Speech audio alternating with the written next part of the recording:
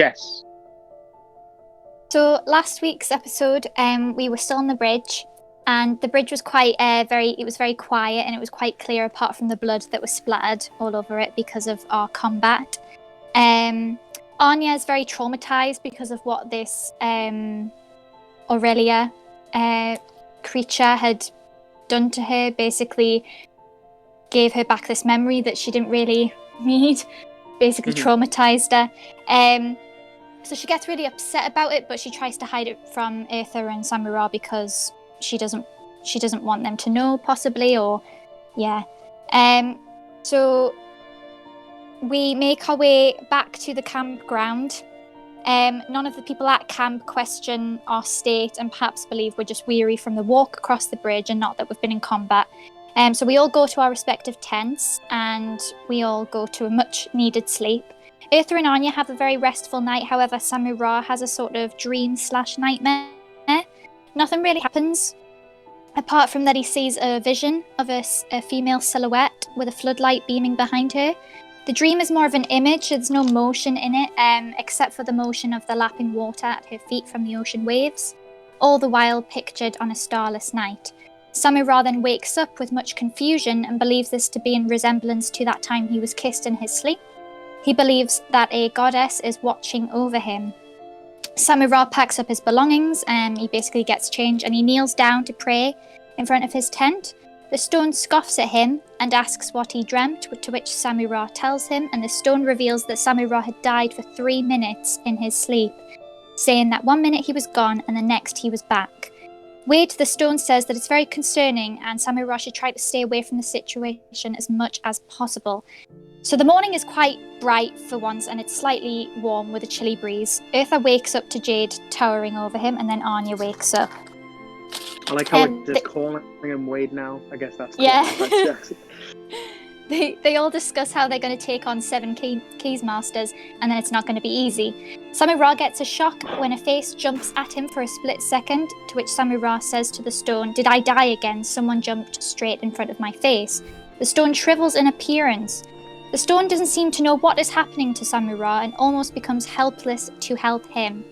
Samura puts the stone away while being confused and trying to figure out what's going on by himself. Everyone packs up and hauls their stuff onto the cart.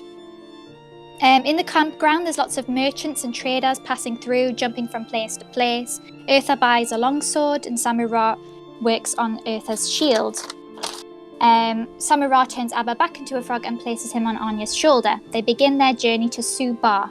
They experience no combat on their journey and arrive late afternoon in Subar. Subar is a small town with several farmsteads before you reach the town. There's the Blackstone Abbey, earlier spotted by Eartha. The abbey serves as a monastery to Bane, or called the Code of Bane, by its worshippers. Bane has the duty to rule over the weak, and when a ruler fails, it is replaced. People pray to Bane for strength. Their worship of him has been to worsen situations, because Bane is an evil god who praises his followers to be ruthless in terms of war and combat. As they ride further into Subar, the roads are lined with dead goblins and halflings punctured by arrows. They pass a barn warehouse where the doors fly open, one off its hinges, with a figure being blown out of it. Eartha recognises this to be his brother Ramus, dressed in red and white leather and chainmail, similar to Eartha but 5 to 10 years older.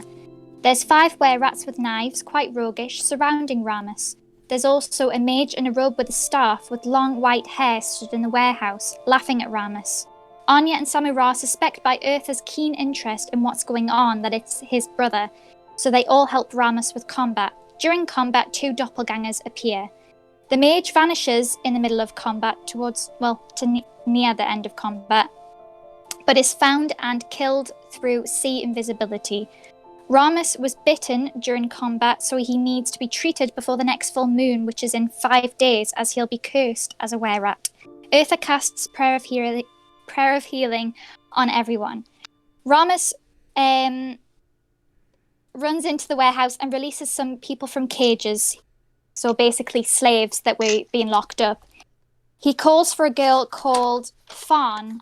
He was sent by Caitlin to see what the Bandites, were-rats, were up to, and says that sadly they're the only good thing about Subar, although they're evil. Just to clarify, that was pretty much it. just the Banites are the people in the temple. The were-rats are just like slavers, criminals. But yeah, sorry about that. No, sorry. About A lot happens. I talk very quickly. I'm trying to slow down. The were-rats turn back into humans, although they're still dead and frozen by Samura's spell. Ramus says for everyone to go to the general store and tell the clerk Silvermus invited us to the Dryand dance. Samura puts chromatic orb into the Ioun stone and passes it to Eartha. Eartha and Ramus talk about Eartha's journey to the Citadel and asks who he met, smiling when Eartha mentions Saria's name, revealing that he and Saria are to be engaged. Or to be married, I mean. Ramus leaves to see people at the temple so he can get remove curse. Subar is a very uneventful town in terms of things to do, and the general store is basically empty and pitiful.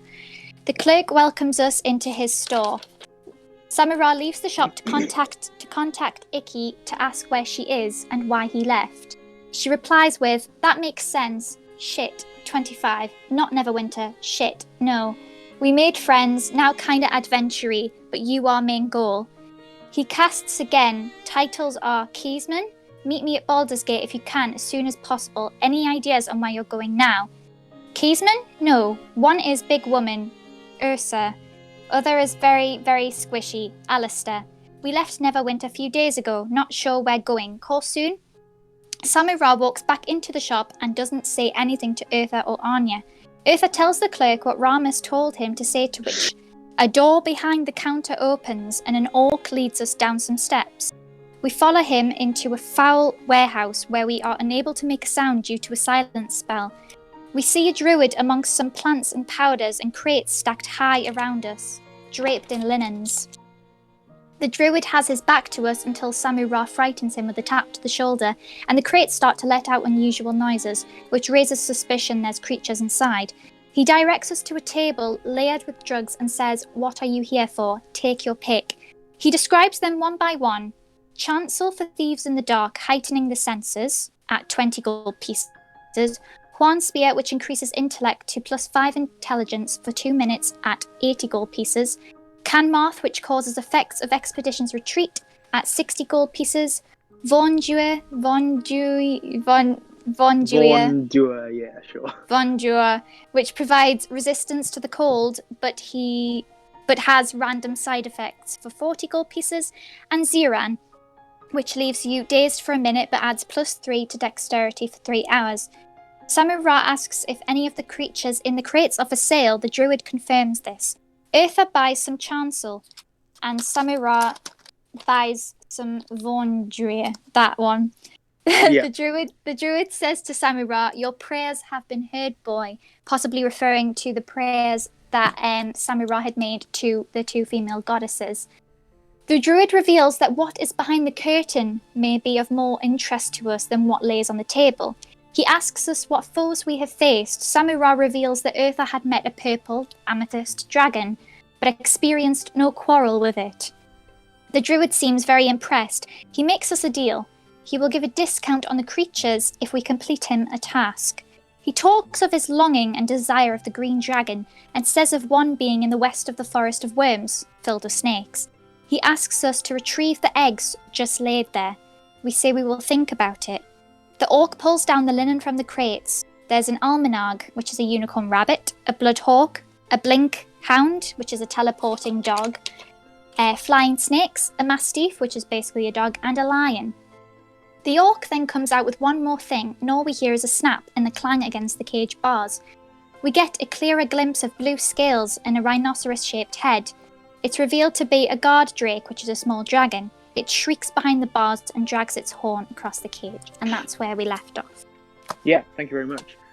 So, picking off literally right there, so you guys are still in this underground, cramped, horrible smelling, horrible sounding warehouse.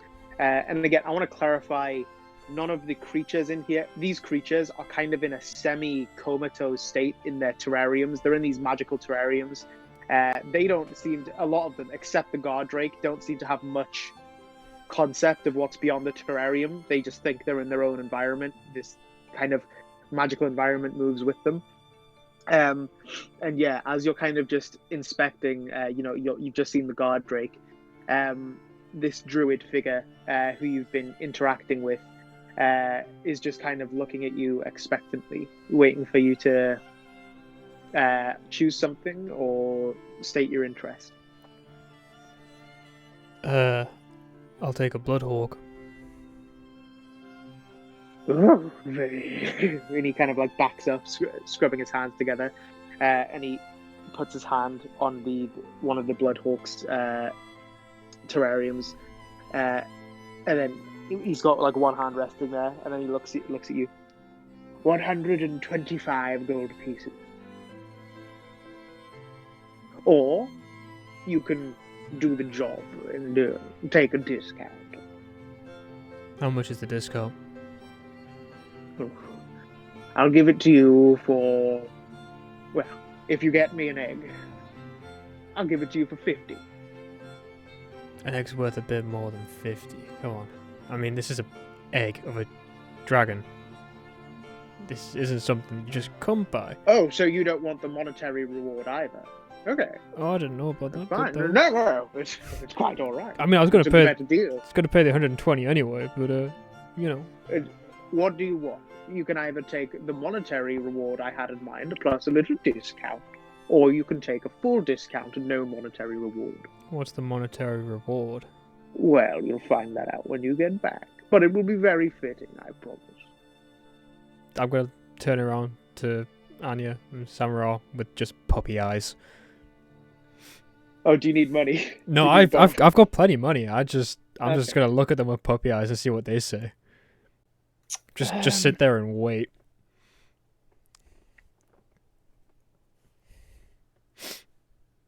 Is there any...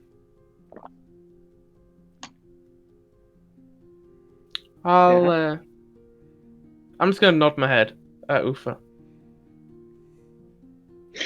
He looks to Anya. Now give him even bigger puppy eyes. 50%, come on. I think Anya would just probably just give in, because she probably would just give in and just say okay. Like, you guys would probably she actually doesn't want to disappoint. The Bloodhawk is also the namesake of the Citadel's clan, the Bloodhawks. Caitlin Bloodhawk, Saria Bloodhawk, Uriel Bloodhawk. So it's quite fitting that you feel a connection. You know, this is the patron saint of... Would this be classed as disrespectful? No, like it's very much, you would know the Red Knight is very much about using animals in combat. So this is very much like, this is kind of she maybe doesn't love it, but it's kind of a necessary evil. Mm-hmm. All right. I'm gonna like take a step forwards and say, so if we promise to try and get you one of these eggs for the discount and the monetary value, can we maybe buy one of the Bloodhawks now with the discount in mind? No. How about if we buy one now, you promise to give us the money back if we do bring you the egg? Make a persuasion check with advantage, because it's a pretty fair offer. That's...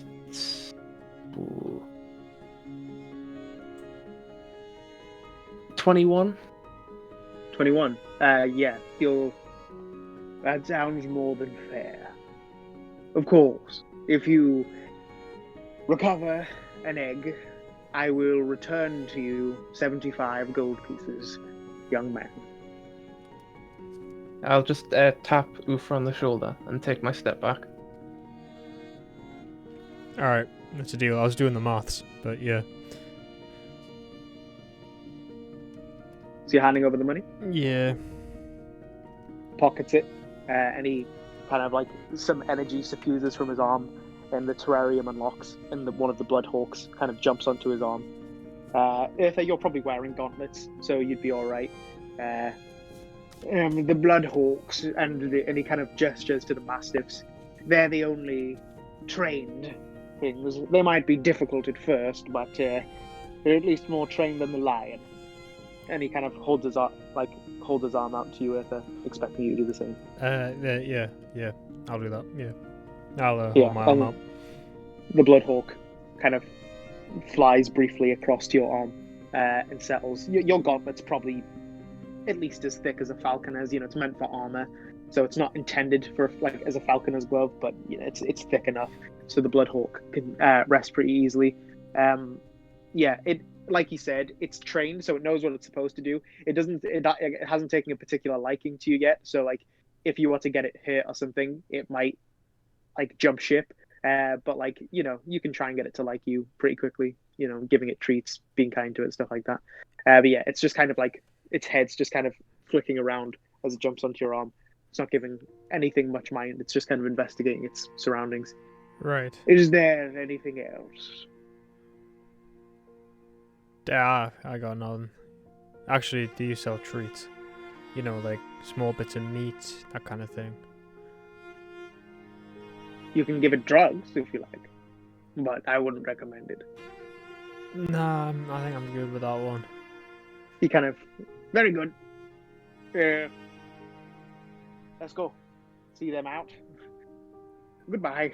He kind of clicks, and you go back into that silence bubble, and he returns to his station. And the orc kind of flicks his head from you to the stairs. Now I'll start walking out then. Yeah. He follows behind all three of you as you go out. You see the clerk. You see the clerk's actually talking with Ramas. Ramas has come in at some point quickly after you. And you can see Ramas does not look entertained by the conversation. The clerk looks to be a very boring and, if you remember, kind of unsettling individual. And as soon as the clerk's in the middle of speaking, but as soon as you guys emerge, Ramas is just like, okay, and starts looking at you three. Did you? And he sees your hawk, and he's like, good choice. I knew you'd find something. And he kind of opens the door. Yeah, okay. I'll go outside. Yeah, so now you guys are like back out on the... Subar is very much like a Wild West town, but in fields rather than like desert. It's quite a dusty place, and there's no real law, as you found out a few hours ago with your tangle in the streets. It's just kind of a every man for himself kind of place. Ramas is just kind of like getting his bearings, looking around. I arranged for us. Well, I already had accommodation, but I got you guys some rooms at the Blue Griffin. If you need them, it wasn't expensive, so it wasn't really a big deal. But if you guys need them, you have rooms at the inn. Be much appreciated. Cool. You all better? You all curse free?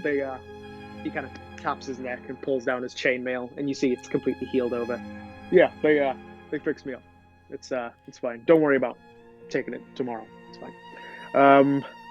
He's looking around, and he's like, there's something I'm gonna need to look into tomorrow. What are you guys doing? Are you hanging around, or are you going? What's the plan? I got nothing left. I think it's just head back to the Citadel whenever, really. We've got something to do a Candlekeep, but that's on the way. Yeah, but I mean, are you staying here with me, or are you going tomorrow? What's the plan? Dunno. Well, let's discuss. I don't know. It's more of a group. I'm waiting for like the group to intervene here, but Right. I'll take a step from behind him and start speaking then. I mean, if you want to stay and help your brother, I don't mind. We're in no rush. And Anya? I mean, we've only just got here. You might as well see him for a little bit longer. Yeah, Arthur. You might as well see me for a little bit longer. He kind of punches you in the shoulder again. Okay, well, I'm kind of out of options. I'm looking for this missing kid. That group of slavers was the last idea that I had, but I did notice one of them wasn't there yesterday, so I don't know. I'll look into it. I'm gonna look around tonight, see if I can find out where he lives, if he's in town. And then, if you guys want, we can go and check it out tomorrow morning if I can find anything. Sounds good. Cool, great, thank you. And he kind of just points down the street. He's like, "You'll see the Blue Griffin. It's the only thing with a sign, really, of a Blue Griffin. You'll see it down there if you want to." By this time, it's past evening. Like when you guys were going down into the underground warehouse with the animals, the sun was setting. Now it's dark out. And so yeah, if you want to go get rest, now is an appropriate time to do so if you wish. Is there a place for the horses? We'll just assume you've found a good enough stay, like, because I don't want to waste our time with that. But yeah, you found a place to store the cart and stable the horses. Yeah, probably attached to the inn, I'd imagine. Okay. So yeah, the Blue Griffin is an inn. It's not a tavern, so it just has rooms. It doesn't have like communal areas. But if you guys want to talk about anything, you can like coalesce in one of your rooms. But if not, you guys can go ahead and complete a long rest. Do you guys have anything you want to talk about, or are you guys ready for sleep? I'll just head straight to my room, but as I walk up to it, I'll turn to Ufa and go, "Remember, the stone," and just walk into my room. Hint, hint, the stone you have to attune to, the one which has got spells in it. Oh yeah. Wait, have you given that to me yet? Yes, I have. Chromatic Just put it in orb. a description. Yeah. With chromatic orb. Yeah, chromatic orb. Nice. So Anya, Eartha, do you have anything you want to go over before sleep, or are you guys ready for the next morning? I'll let Jess go first because Jess seems like she's discovered something breathtaking here. I kind of planned something in advance that I wanted to do. Go for it. Because I've got sending now. I want to cast sending to Jasper. Go for it. Okay, so my message is, currently in Subar. Where are you? I'm safe. Are you? I know now of Mum and Dad. I know now of Mum and Dad's real death. Spoke to Aunt and Uncle? ? That's my message. Do you say question mark? Well, like in terms of like it being a question, not like if I just said spoke to Aunt and Uncle, it'd be like I spoke to them. I'd be like spoke to them? ? Yeah, Okay, it's fine. okay. I won't count it against. Are you doing that like are you doing that as soon as you come out, or are you waiting till like you're getting ready for bed, and are you doing that as Yeah, you're I'm getting doing like, your it bed clothes on? in my room, before I go to sleep. Yeah, so you're just kind of getting ready for bed, making sure all your stuff's ready for tomorrow, like all your tomorrow's clothes laid out, all your weapons are there ready. You've got like your bed linens on, and you're just kind of getting in and like thinking about what you're going to say, and then cast the spell, and you start the sending message. Then a few moments go by, and you hear, "Hey, real death? Could you elaborate? I'm in Cormier. I can't really leave right now. It's a lot to explain. Maybe come." Sorry, I'm just and the message writing ends. that down. That's alright. Basic gist is, he's like, "What are you talking? Like, what do you mean by real death?" And he's saying he can't leave Cormier right now, but he's saying like, if you can come to him, you're welcome to. That's what you gain from it. I'll probably say, I have to like count them. Mum and Dad killed by Boneclaw. Thought you knew. Anya would know. Whoever erased her memory must have done that to her whole family because. I thought that the aunt and uncle knew, but okay. I mean, it's not really much to... You'd always been under the assumption that a monster had killed your parents while they were on the road somewhere. Now you just know the only difference is that it was in your home, not out somewhere else. And you're a witness. And yeah, you're a witness. Your memory does not include Jasper. So he's still like, he wasn't there. So his memory might not necessarily... His memory didn't necessarily need to be altered as far as you're aware. But it's probably the case of their memories have been altered to fit yours. So their memories have been altered to believe that they didn't need to look further into their death because it just happened somewhere far away. That's not even... Anya doesn't even necessarily know that. That's just the cleanest version of events she can imagine without any loose ends. Because like you say, if you're the only one that had your memory modified, then why wouldn't they ask more questions? Blah, blah, blah, blah, blah. So you don't really know. It's quite confusing. So the first question you asked him still stands. Now you know he apparently doesn't know what you mean by that. Okay.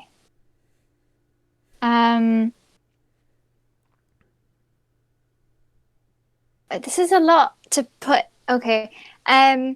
Just start speaking and we'll count them. Just That's 2. I don't know what Don't be... I don't know what to say though. Do I say like, do I try and explain it in less than 25 words, or do I? Well, he said he has something he wants to talk to you about that he can't talk about in person. Like, he can't fit into a 25-word sending spell. So he's inviting you to Cormia. Cormia is like a neighboring country. If you were to look at a map, where Westgate is on the Dragonmere, Cormia is on the north coast, while Westgate's on the south coast. So you're kind of going in that direction if you go to Westgate. Okay, I'll probably say, I'll try and see you as much as...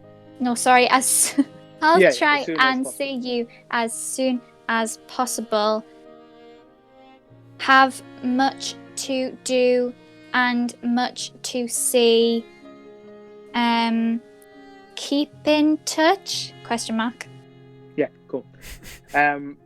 He's not going to use the full 25 words. He just goes, sure, yeah, if you can get here, please come. I miss you. It's nice to hear a friendly voice. See you soon, hopefully. And then the message fades. And you just get into bed and go to sleep for the night? Yeah. Cool. Can I... yeah? Can I do my hour of working on a cantrip? Yeah. That night. So yeah, while you're kind of getting ready for bed, Jade and Abba are just kind of standing in the corner of the room. And you're kind of on the floor, sprawl out with some ritual stuff, just getting that spell ready. Eartha, do you have anything you want to do? Yes, I want to try bond with Newt, the Bloodhawk. I have named him Newt. I'm going to sit him on the end of the bed and just go, "You are Newt," just to try get him to understand that his name is Newt, so he'll respond to that. Cool. Yeah, I'll say these birds are bred to be used by people as instruments of war, as like to function in this for that kind of purpose. So it won't particularly take long. It'll take more than one night, but it won't take as long as, like training a dog or something. Like it'll happen reasonably quick. You just got to keep reiterating it. But like it kind of looks at you confused for a second and then looks off. And then after a few lookings around, its head returns to you, and it just kind of is watching you a bit. Yeah, I'm just going to spend the night, well, not the whole night, but about an hour or two, making it familiar with me. Yeah. And so you spend an hour or so getting familiar with Newt, and we'll keep track of that. But it won't take particularly long. They're bred for this kind of purpose. Mm-hmm. And so does anyone else want to say they've done anything before they go to sleep, or is it sleep? Yeah. I was going to say I want to write a letter, but then I realised that if I had that letter sent, it would probably be over a year before I get that a letter it back. Would be a while. So if you want to send it back to Chacenta, it would be a while. Yeah, so I think I'm just going to wait. I mean, I could use send, but I haven't got it prepared, and I don't particularly want to prepare it when I've got better stuff I could use. Fair enough. Plus, yeah. I don't. I'm gonna be honest. My parents would probably know that I'm alright. I mean, You probably Eartha might be in a state where he's not sure if he wants to talk to them right now because Ramas has specifically asked him not to tell them something, and he's always kind of had a relationship where he might just want to tell them. So yeah, I mean, it makes sense that you might be like, no, okay, I'll just leave it. But yeah, so yeah, the night passes. Jokes, it doesn't. Samura. As you fade into sleep, you come across a similar sight. That pitch black horizon of a black ocean in a night sky. But this time it's different. It's progressed. The sky is not a lot, but not filled, but dashed with stars. And their reflection on the surface of the water makes it look like you're in this, almost like you're in space with their reflection underneath you, but you can also see the lines of the waves. And you can see that figure, that what was a silhouette way off in the distance is now slightly closer, and you can see that light source behind that female form is actually an eclipse, a very harsh orange and black eclipse. And this feels completely different to the last one. The last one, it was more like an image. You had no control over it. You feel fully in control of your own, but like you can look down and you see your own hands. It's dark. It's very dark, but you can see yourself and you can like feel yourself. You are here. You feel like you are present. And she's just kind of lightly walking towards you. Do I know, would Samara be able to make any sort of check about, like, does this eclipse look any different? Like a special sort of eclipse, or just like a bog standard eclipse? Make a nature check. Ooh, not bad, actually. That is 23. 23. You've never seen an eclipse, but based on things you've read, it looks how you'd expect an eclipse to look. But the light is inspiring. Like this orange, fiery light of this light source being blocked is like, it almost draws you in with how like awesome it looks, like how like powerful it looks.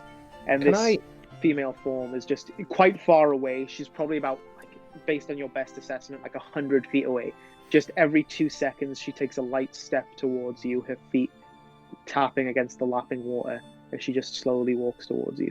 Keeping my eyes on her, can I reach my hand down into my satchel to see if I've got the stone? You reach your hand in your satchel, and nothing's there. You appear, you kind of search all your pockets. You appear to only have like the surface value of everything. And I'll say, just based on your intelligence, you would associate that with being in like a lucid dream where your memory only remembers the surface level components. Yeah, so you could probably fairly assume you're like in some sort of lucid dream right now.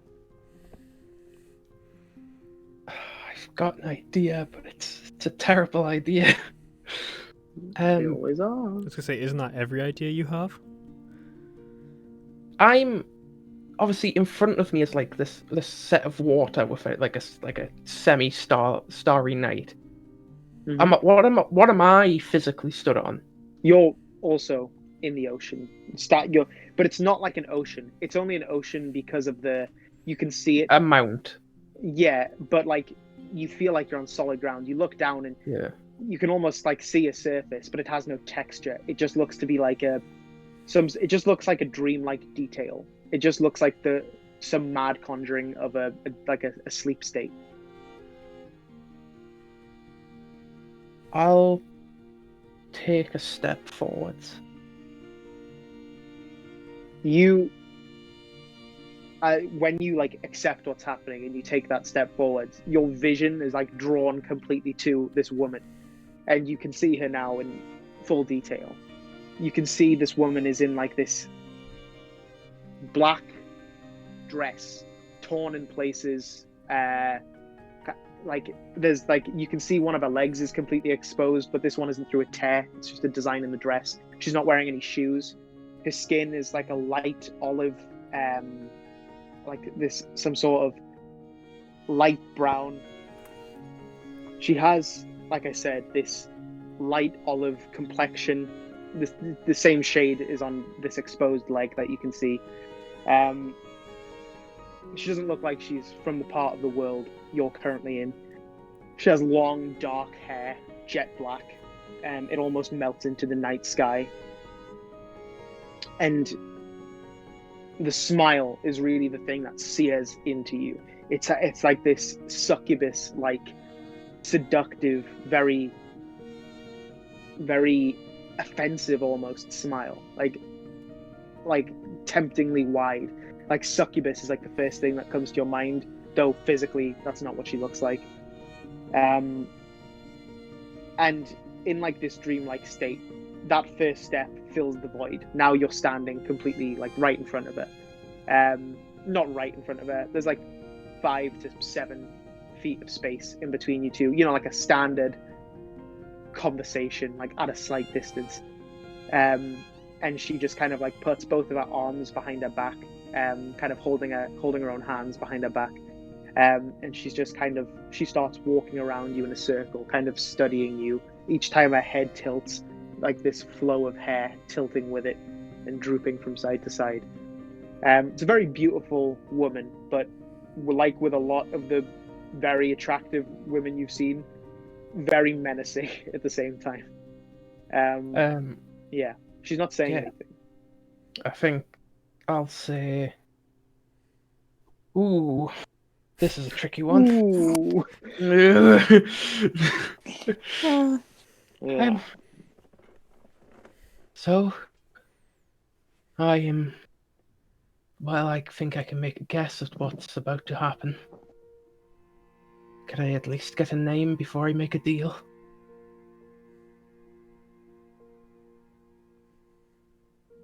You have no idea what's about to happen. She kind of approaches you from behind. If you turn to meet, she keeps walking until she's fully behind you, and she kind of starts breathing down your neck, like you can feel this cold and yet hot breath on the back of your neck. And she just kind of like, you can feel, you know when you can feel someone's mouth right near your ear, you just hear the words, "I'm a friend." And she kind of, you just feel a hand on your shoulder as she's like picking up your robe, kind of investigating it. And you see all the stars turn off like lights, each separate, until the night sky is completely blackened, and so is the reflection on the surface of this supersized reflecting pool. And once all the stars are extinguished, the sunlight behind this eclipse is also extinguished. And you're just in a black void. You can't feel, you never could feel the lapping of the water on your feet. You can just see it. You're in this completely senseless void, except for the feeling of her presence right behind you, just out of sight.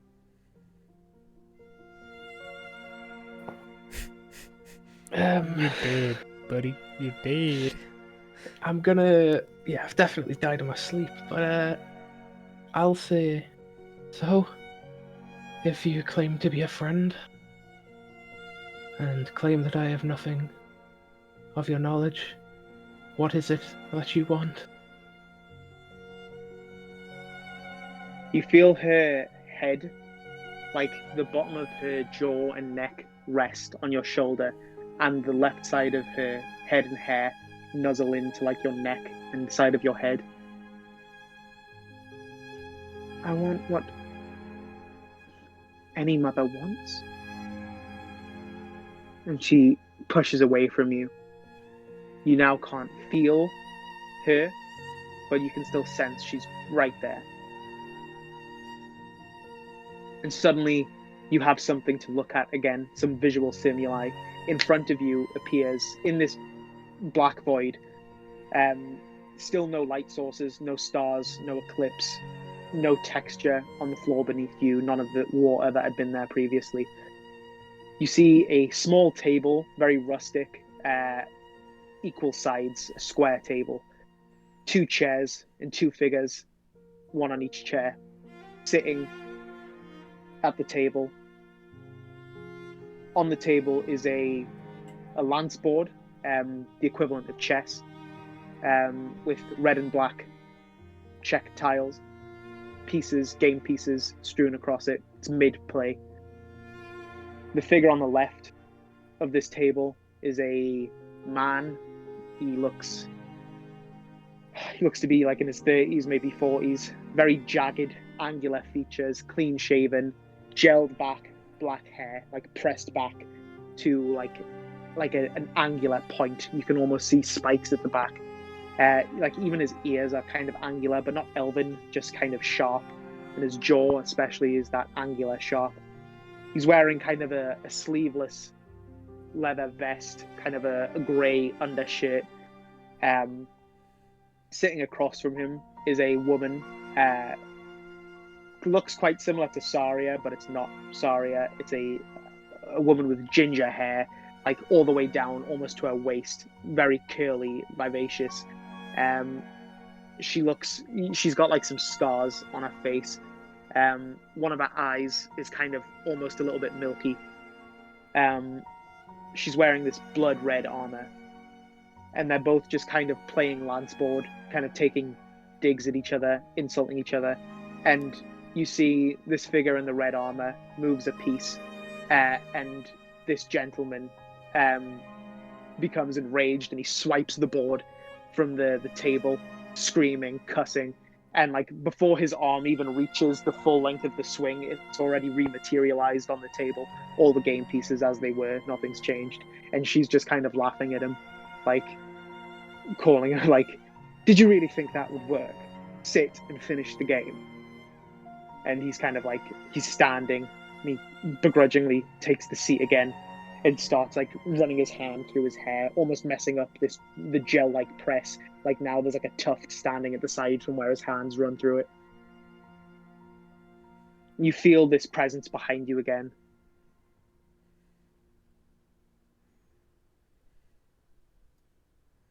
He might not look sympathetic, but I have sympathy for him. He's chained like a dog.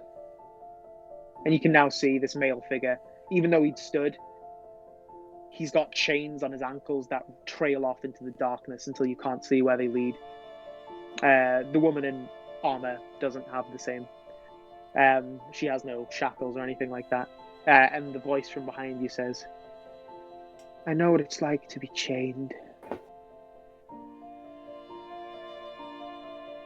That vision disappears. And you kind of feel that presence again. Do you know who it is you saw?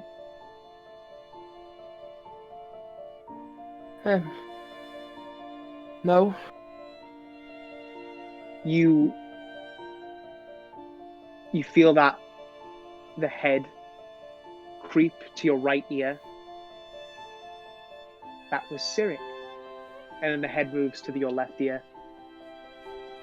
And the Red Knight, with whom I believe you are familiar. I've heard things, never really been too involved. For someone who's not involved. And you kind of see an arm reach behind from the left of your vision.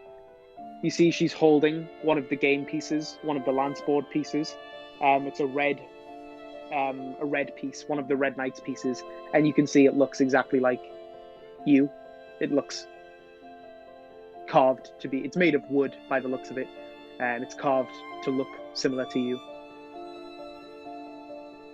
And then it disappears from her hand. It kind of turns to like purple dust, purple sand in her hand, and that kind of just falls into the dark until you don't see where it goes, and her hand recedes behind you out of sight. Well, I have seen myself caught up within it so far, but my hope is to not be bound like he was in this storyline. I see nothing but pain for myself in the future if I do. That is not why I brought you here.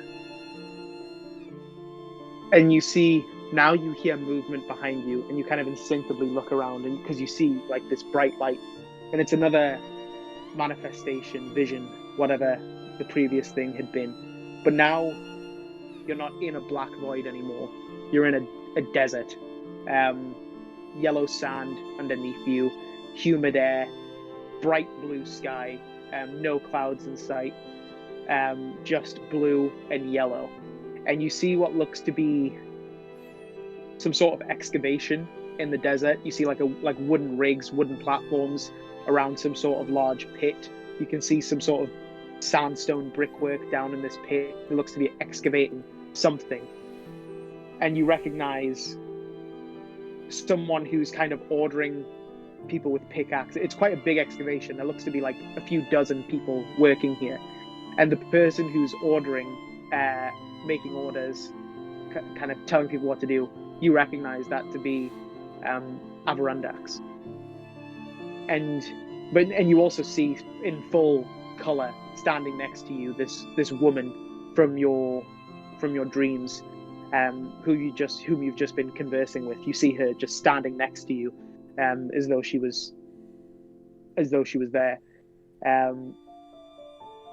and she kind of she looks at you and waits for your eyes to meet hers, and she says, "He wasn't taken from you. He left of his own accord. I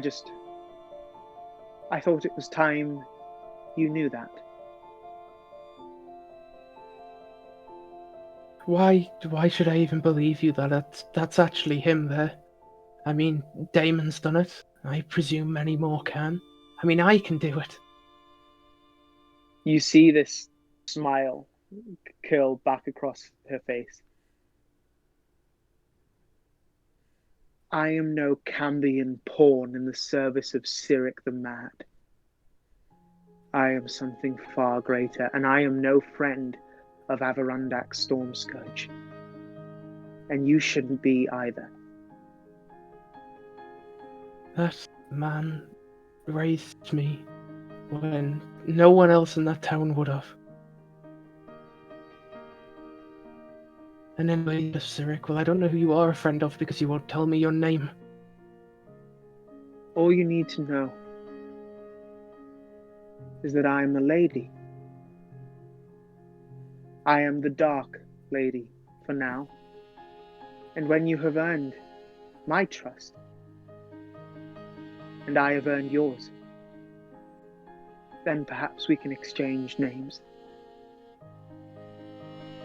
Speaking of names, and she kind of leans into you almost playfully, you have a very strange name. Do you know what it means? Wait, do I? It's a name you just got given. You've never even questioned it, but now that you think about it, Samura is not a Chultan name. Doesn't sound anything like a Chultan name. No, I just have lived with it, I guess. It's Mulharandi, and a mistranslation at that. What he meant to call you was Zamira, but he was never quite good at the translation part. It means the black sun. And you just feel that heat of the eclipse behind you, even though you know it's not there. I won't keep you, Zamura. But I have some advice. Perhaps it will help me earn your trust. She watches you. She knows she could just continue, but she waits for you to acknowledge. How about you help me, and that will earn my trust? I have been helping you, and I will continue to help you. And she very abrasively puts a hand on your chest, and your mage armor bursts from you. This purplish, kind of multicolor, chromatic, fading into different colors, mage armor above your robes. I have been helping you, and I will continue to help you. Just because I didn't claim credit doesn't mean I haven't been there. I mean something a bit more special. I know gods can give all their followers stuff like this. Many people get the ability to grant spells through gods. I mean, I know one. I travel with them. But if there's one thing my father did teach me, it's not to be a pawn in a god's game. So if You're you really already want a my pawn. trust, I'm trying to free you of that. then do something for me. You're not Something ready. greater.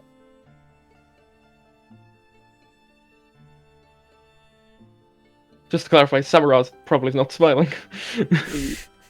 She kind of just... She lingers on you for a second, and then like a light chuckle.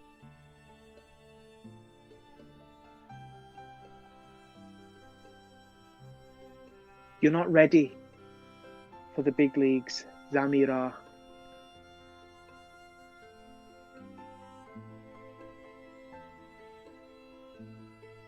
I will leave you with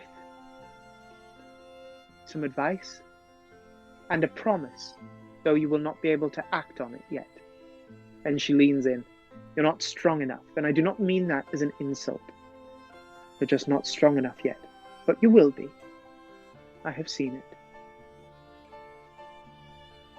Does that sound agreeable?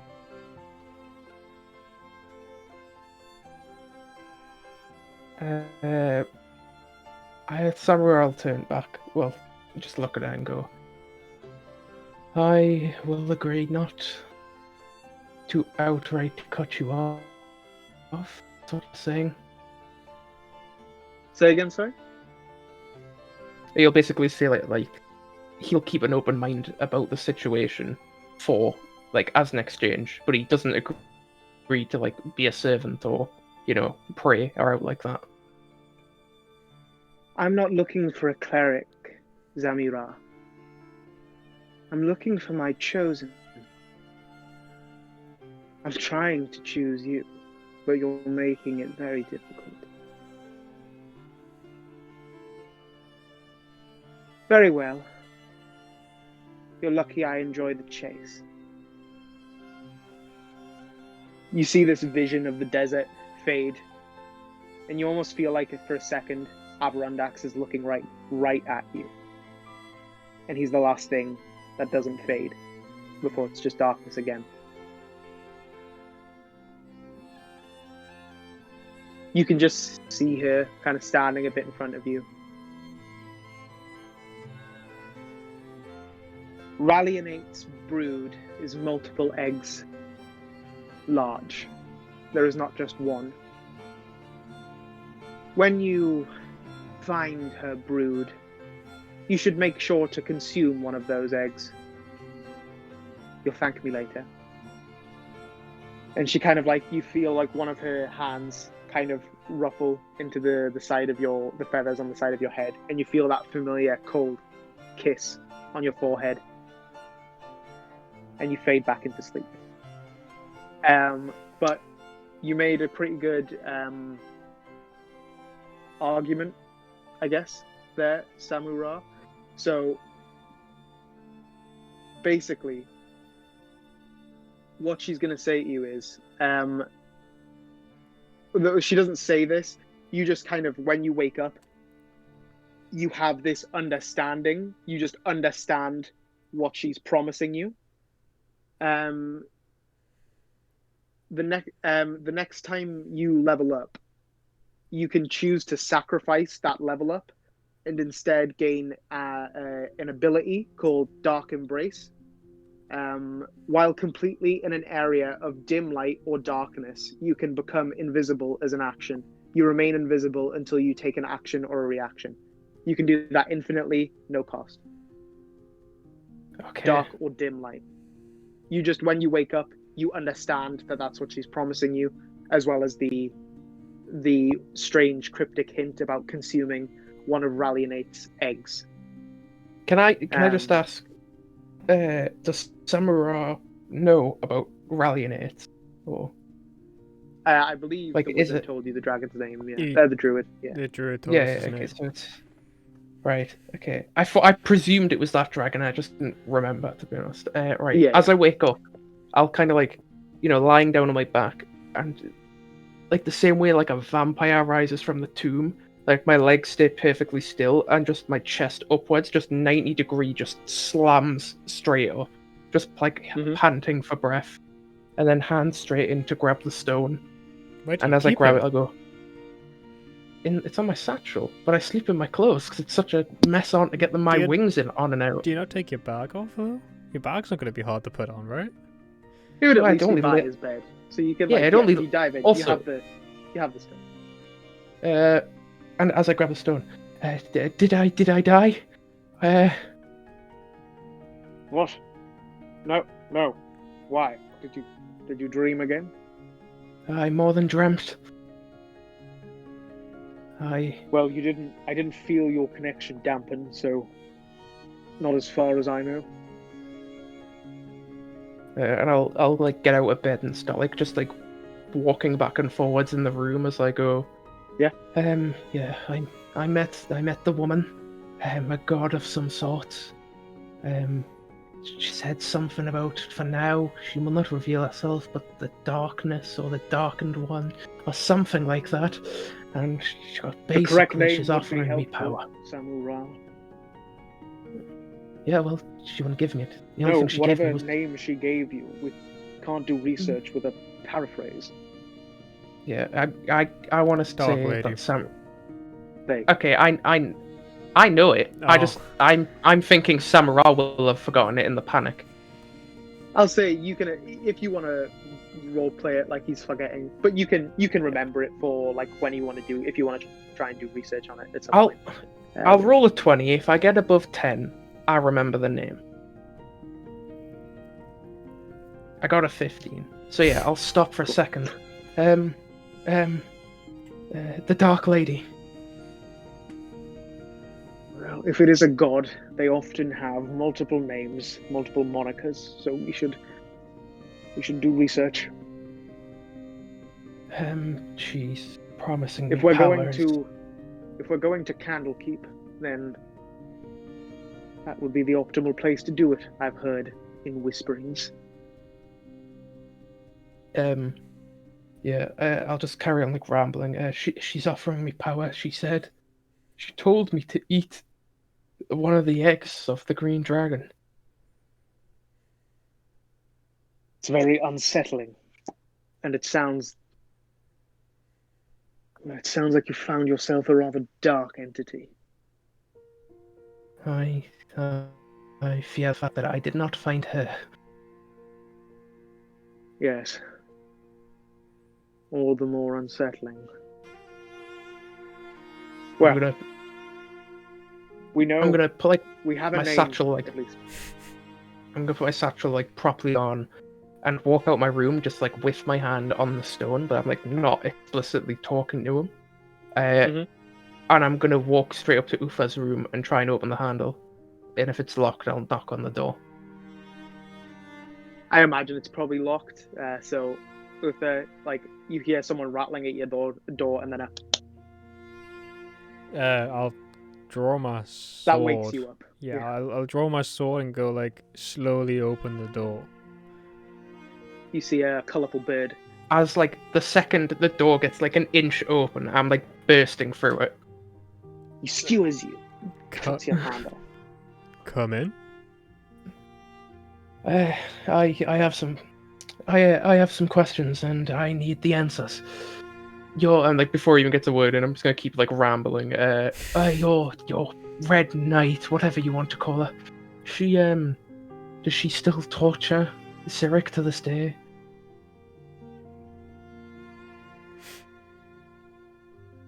Do you want to just assume it's going through you into me? Yeah, please. Yeah. I'll just repeat whatever you say. You know, the Red Knight and Cyric have one of those relationships. Like at the end of Endgame, where Scarlet Witch shows up to Thanos and she's like, "You took everything from me," and he's like, "I don't even know who you are." It's pretty much like that, where the Red Knight like hates this guy, and Cyric's like, "Who are you? I don't. Oh, you're Tempest's kid. Okay." She's an exarch. She's only recently become like a full god, but she's still a lesser god. So like she's kind of like, she doesn't necessarily, to your knowledge, torture him, but she's definitely one of the most vocal opposing him. But he doesn't necessarily perceive her as that big of a threat because she's like a lesser god to him. But he sees all gods as lesser to him, so that doesn't really necessarily say much. And there you go. That she no torture. I'll then ask, do you know?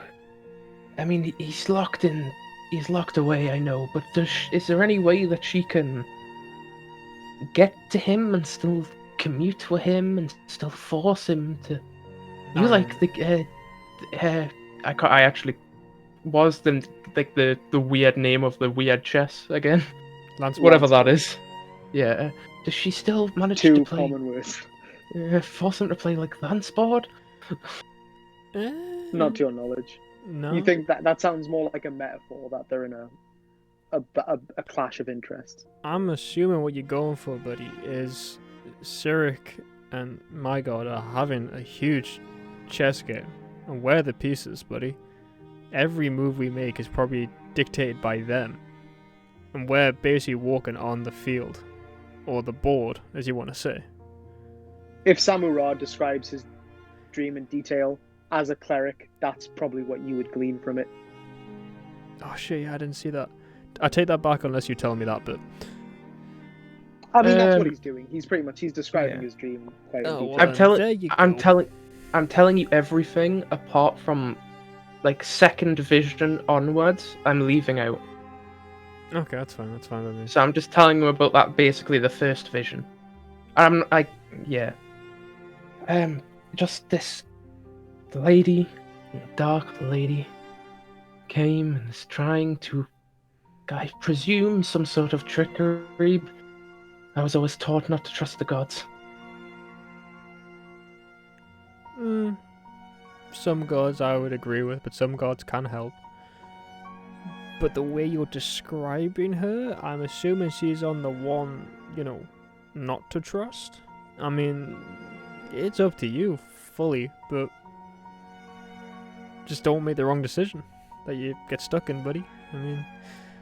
Yeah, I've never talked to a god in my entire life. I may have prayed a couple times, but no more than 5 in my whole lifetime. And I know it isn't as long as yours, but the last day, last night, the night before, I prayed to Sylvanas. No, the morning after, and just you can see him getting visibly flustered. And the morning after, I prayed to Sylvanas after our fight, and then we meet the druid, and he says, Sylvanas is watching over me, and now this keeps happening. I died the other night. If I make a religion check. I was gonna say, it's fucked. I'm gonna say that in person. Religion, yeah. Yeah. 15. 15. You're not sure. Yeah, you recall the druid saying, your prayers have been answered. You're not quite sure if that was literal. He wasn't a cleric, he was a druid, so he might not necessarily conform to the same stricter codes. So you're not sure if that was literal or metaphorical. but you've never spoken with the Red Knight, so you kind of feel an instinctual little like, I was about to. well, okay, well, if I've never talked to the Red Knight and I'm one of her clerics, you haven't talked to Sylvanas because you're just some kid. So like, you'd probably brush that off as like, no, it's just a coincidence. No, I was literally about to get to that with the that's fucked. You know, that's fucked. I'm a cleric, buddy. I'm not saying this like as condescending. I'm trying to say this as like straightforward as possible. Like, you have prayed 5 times. I've prayed pretty much every single day. I haven't once spoken to my god. But as soon as you pray once, you have what? 2 gods already answering your prayers? Although I'm assuming one of them, Sylvanas, probably wasn't true, because druids aren't really, in touch with their god as much as clerics. However, it could have been that your prayer was answered, but you did ask to get money off. So he might have just been, well, your prayer answered, yeah, I can give you this discount from, one wizard to another, but the fact that you're even talking to a god, that's pretty cool. I mean, it's also pretty cool trying to be killed by one, but... Well, from what I can tell, she wants to pick me as her chosen one, was the exact words. Eartha, those words rack you. Chosen is... Warlock. Chosen is a heavy word in religions. No. Warlock's just a cleric. Like that's just a class. A chosen is. Caitlin Bloodhawk was the chosen of the Red Knight. A chosen. You know of one other chosen. You've seen a chosen before. Tiamat's chosen destroyed half of your country, and is a dragon. Like. A chosen is someone who a god puts their own power in, like a storage house for it, like a fraction of their own power. It's an investment. Gods cannot physically enter the material plane. Chosen are like representations of that god physically on the material plane, and so that word. Like fills you with almost like almost a jealousy. Maybe not necessarily that, but just like the fact that you've been a very dedicated cleric, and your family you come from a family of very dedicated clerics and paladins of quite a long lineage, and yet this 4-year-old bird person that you've known for like 2 or 3 weeks is apparently being like, as far as the information he is like passing on to you, is apparently being groomed for some sort of chosen position in this deity you're not aware of. Sorry, I was just looking it up there because I forgot the name. The dragon chosen of Tiamat in Chesenta is Chazar the Undying. So that's one of the reasons why Eartha kind of hates dragons, because Chesenta has a very standoffish relationship with dragons, because for a long portion of its history it's been ruled by a horrible dictator dragon called Chazar. So that's where you're at. You're kind of like, it's a powerful thing he's just said. If that's the words she used, that's a powerful suggestion. Are you sure those are the dead-on words she used? Chosen, right? Like, chosen one. Yes, she said she wants to make me her very own chosen one, and she did say afterwards that I was making it rather difficult. But I have more important things right now. We need to go and get that dragon egg. Well, I'm assuming, because I'm going to assume that lizards lay more than one egg. I mean, I know that in real life, but I'm assuming because it's a dragon. I'll say, actually, you know what, we can do this now. Eartha, can you make a intelligence check to try and determine like what you know about green dragons specifically? Unnatural 20. Unnatural 20. Yes. Cool.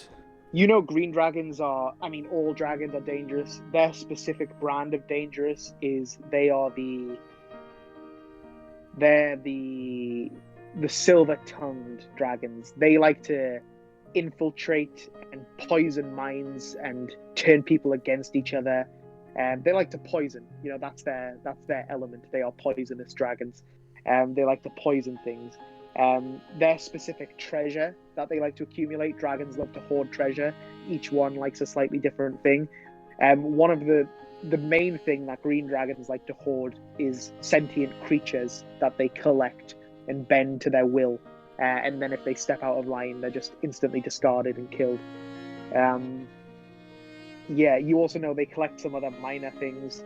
They collect like wooden carvings, musical instruments, sculptures, like stone sculptures, stuff like that. Not necessarily gems and treasure like gold. Like emeralds. They have like a specific desire for emeralds, but that's kind of like the stuff they like to hoard.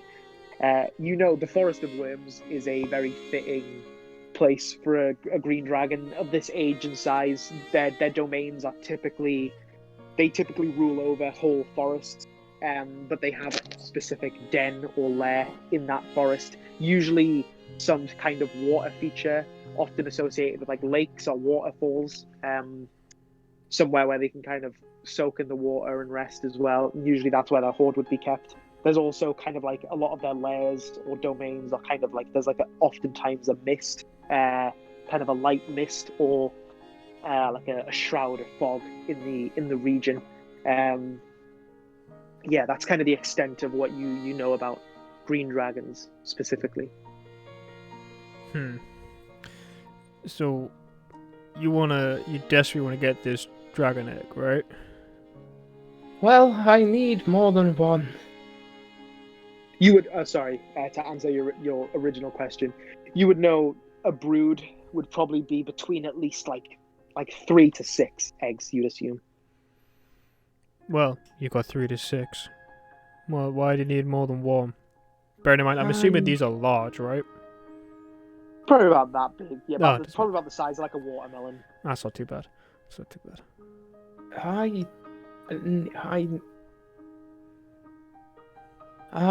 need to eat one.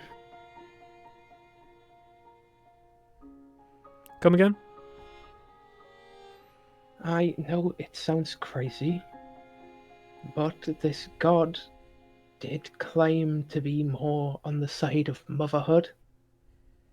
So although she won't reveal herself to me, doesn't make her entirely evil. Did she give you a name? Nope.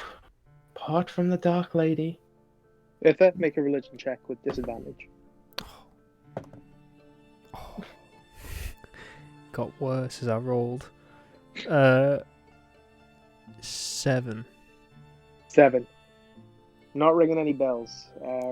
What about You eating can a think of dragon egg? a number. Can I roll for why you'd need that? Like a recipe, Yeah, sure. exotic? Make an intelligence check. I mean, can I make one too? Sure. 18. My intelligence rolls are pretty good. 16.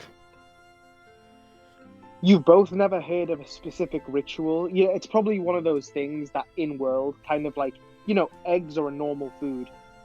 Like meat is a normal food, but lamb is super expensive because that's like a rich person food. You might have heard like some rich people really want to eat a dragon egg, not because it's like nice, but because it's super difficult to get your hands on. So it's more of a, if you've ever heard of it, it's not really in the ritual sense. It's probably more in the aristocrat sense of, I want to say I've done this. But you've never heard of a specific ritual. And there are, I would say, and probably Samara, you would know there is a whole draconic pantheon of gods. You don't really know it very well. They're kind of, a lot of them are quite obscure, except like the main two, Tiamat and Bahamut. Bahamut is the god of like metallic dragons, good dragons, and Tiamat is the god of like evil dragons, essentially. There is also another one, which I should address, which is like a ruby dragon, which is the god of gem dragons, like Amarazantha, the amethyst dragon you met, who is, gem dragons are neutral in the alignment of it. But yeah, a lot of them are quite obscure, Is one of and them you've never called, heard of that ritual. and is that one of them name. called Yeah, Gurix or something like that? Is that one? Garrix. Yeah, That's it. Garrix is kind of a fire red dragon god. Yeah. All destroyer, some shit like that. Yeah. We'll tell you what, buddy. We'll get one for basement dweller, and then we'll pocket one of the bag of holding, and we'll cook us up an omelette. How about that? I will have to spend the night figuring out which way is best to consume it. Hopefully she'll not make me guess, because I don't wish to get it wrong and need another. But There's a special way to I'm consume sure we it. can figure it out. Can we- She never said to cook it, she She- said to eat a dragon egg. Well, surely an omelette's a good way to go, right? Or maybe just fry it, poach it. Okay, so at this point, Samura's just gonna go wake up Anya. No. And sorry. While this is No, you- happening, Anya, while you're getting dressed, you hear a knock at your door.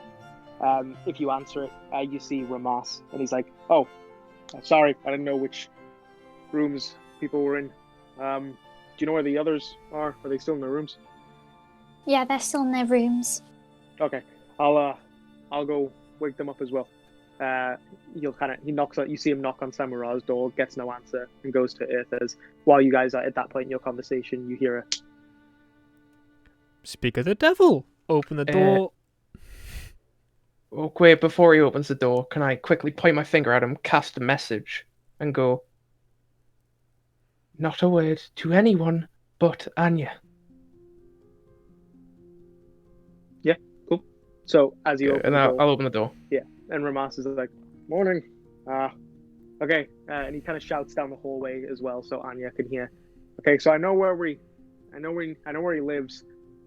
If we want to go do a house call, Dude, what's his name?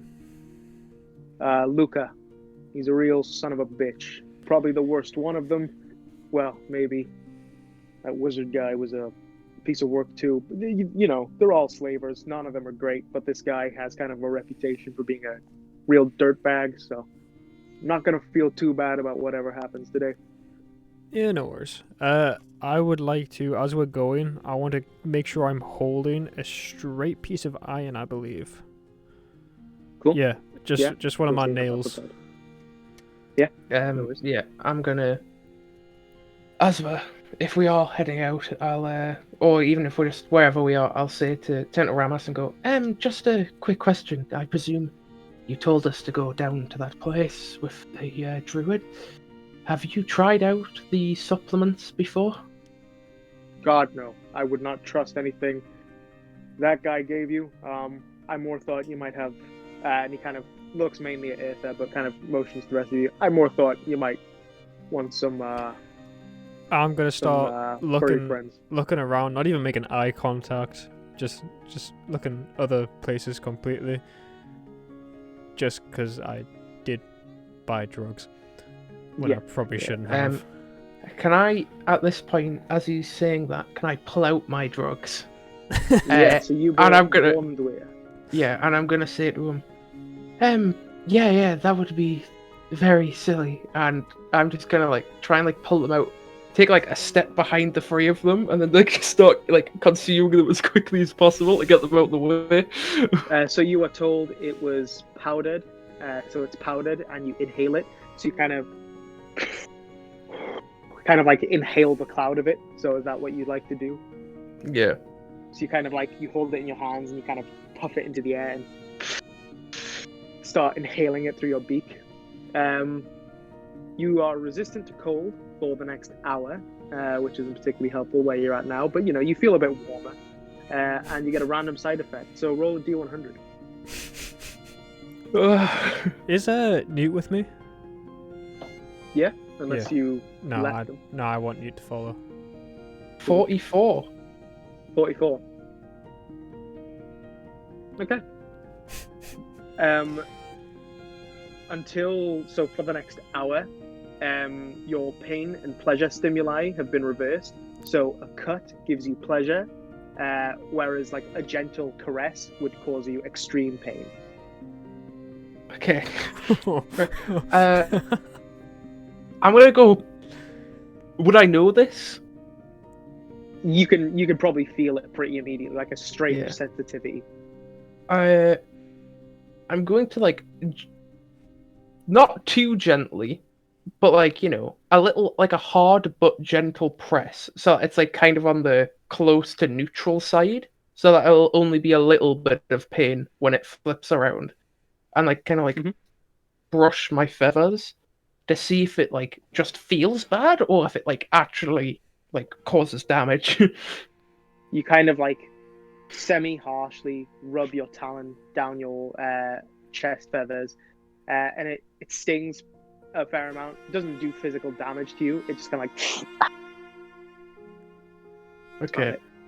Yeah, and then I'm going to just fly 30 feet above the party, and just follow them. Okay. Ramas kind of watches you fly up. And okay. Yeah, so Ramas kind of leads you guys to the outskirts of town, just beyond the walls. Again, seeing a lot of... You kind of walk past the frozen, what were were-rats from the day before, kind of starting to melt somewhat, not quite. No one's cleaned it up. The bodies are still just lying around. Yeah, no one's... And then as you get outside of town, you see the same goblins, humans, halflings, all peppered with arrows, as you'd seen on the way in. Until he leads you to this kind of hovel, like a very small, squalid house. Very dirty looking, very unremarkable. And he kind of just loudly just claps on the door with a locked fist. Can I fly around the house to make sure there's no other exits? Yeah, sure. You do a quick 180. You see a back door, but it looks more like a... It looks more like it looks actually just like this house maybe looks like it has 4 rooms, maybe 5 tops. Looks like a very small hovel. You do see a back door, but you're not sure where it connects to in the house. You're not sure if it's in a different room or at the end of a hallway. You're not exactly sure. I'm gonna stay on top of the roof, looking down on that door, then, just in case the guy tries to run. Cool, yeah. So you kind of land on the tiles and just keep an eye on that door, making sure no one comes out of there. Irtha, Anya, what are you guys doing? I'm gonna look menacing, but trying to keep hidden the piece of iron. Yeah, cool. Anya? I think Anya will be the opposite. I think Anya's gonna be nosy and look through one of the windows. Yeah, so Samara is on the roof looking down at the back door. Irtha and Ramas, you're both kind of arms crossed, scowling at the door, waiting for this scumbag to open it. And Anya, you kind of lean around and you kind of approach a window. Anya, make a perception check. Oh, can I have Newt kind of circling the house as well? Yeah, sure. So Newt's just kind of flying around in a circle up above. Mm-hmm. Would I, if I put my hand out like that to make Newt come jump on it, would I know because of my Aarakocra feathers and skin? Would it hurt? It would probably hurt, but you're not entirely sure if Newt would respond.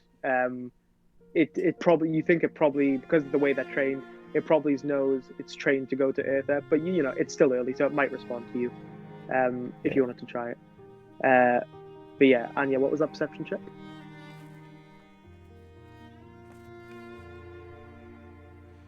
Oh. 7. Okay. You think you see a figure sitting, and you kind of you instinctively peel back so you don't get seen. Irtha, Ramas, the door opens and you see this a woman, maybe 21, very bright blonde hair, very fair skin, piercing blue eyes, 1 or 2 freckles, maybe not even freckles because there's so few, they almost look like maybe blemishes or maybe even a mole, wearing fairly squalid clothes. Very, very, you could tell she's probably naturally very beautiful, but she is horribly beaten. She looks almost to a pulp. She's very shy, a lot of scarring on her face, a lot of bruising, and you can see she's also very wrapped up. And she just kind of half opens the door. Can I help you? She's kind of just looking at Eartha and Ramas, and Ramas is like, Ramas looks confused, like that. He was expecting Luca, and so he's like, and he just kind of glances at you, Eartha, and he's like, we're looking for Luca. And she kind of just like, her head flips behind her, and she's like, he's not home. Thank you. Bullshit. And she starts closing the door. I'm gonna stop it. Cool. Are you just gently stopping it, or are you pushing it open? I'll gently stop it. You like put your hand in the way so she can't close it fully, and you just hear like a, and she kind of slightly opens it again. What's this in regard to?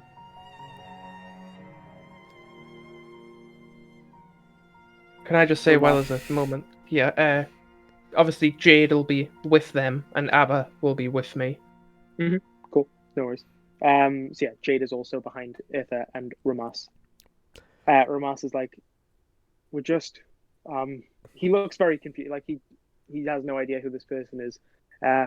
We're looking for Luca. It's about We're here business. to buy. You can see she like casts a scowl at you, and she's like, wait a moment then. And she closes the door I'm again. gonna look back at Ramas and just kind of shrug my shoulders. When she closes the door, Ramas goes like, he kind of taps you on the shoulder, and he's like, okay, I actually got an idea. Luca will recognize me, but what if I duck out? How about you and Anya go in instead? Maybe do a bit of fishing first, and then I can bust in a window if fighting starts. I'll look at Anya to see what she thinks, if she approves, if she doesn't. Because I'm fine with it, but obviously she might not be so okay with it.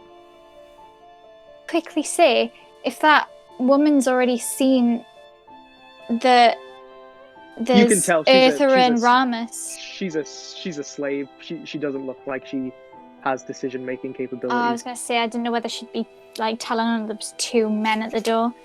I think Anya would just be like, just nod. Yeah, just... as soon as you approve, Ramas will just kind of like bang Jade on the shoulder and be like, come on, Tinker, let's get out the way. And Samura, would you allow Jade to kind of hide out of the way, or do you think Jade would stand steadfast? I don't think Jade would respond to Ramus. I think she would acknowledge him and then look up to these two and see what these two would say. If she's Ufa nod, then yeah, she'll follow. Okay, so her helmet swivels up to Uther and Anya, and they kind of approve, and she follows Ramas out of the way. Before Jade starts walking away, I'm gonna take the frog. Frog's on me. Is it? Oh, I thought it doesn't matter. Frog's on me. Doesn't matter. But yeah. So Ramas and Jade kind of duck down the side of the house, so no one sees. Would I know? Yeah, I'd say you've got a fair advantage, so you can kind of see them off to the side. Can I try and get Ramus's attention and point to the door? Try and let him know there's a door. I'll say any quick movement, and he'll kind of glance up at you, and he'll be like, and he'll start circling around to where you are. Right. A few moments go by, Eartha and Anya, and the same woman returns, but she opens the door fully. Again, naturally probably very beautiful, but in a horrible state. Eyes black and blue, a lot of cuts, some healed, some fresh. Hair's kind of caked with a bit of dirt, kind of unnaturally darkened, though it's kind of in a tight bun. And she opens the door fully, and she says, "He's in the lounge. He will meet with you now."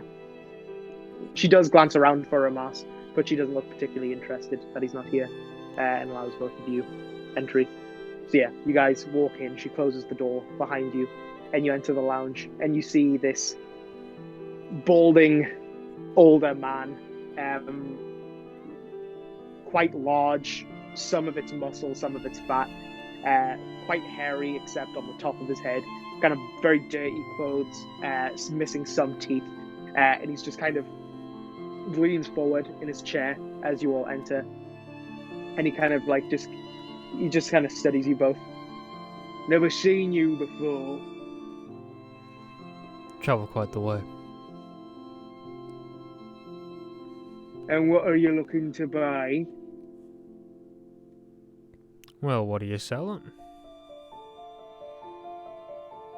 Now, why would you be here if you didn't know what I was selling?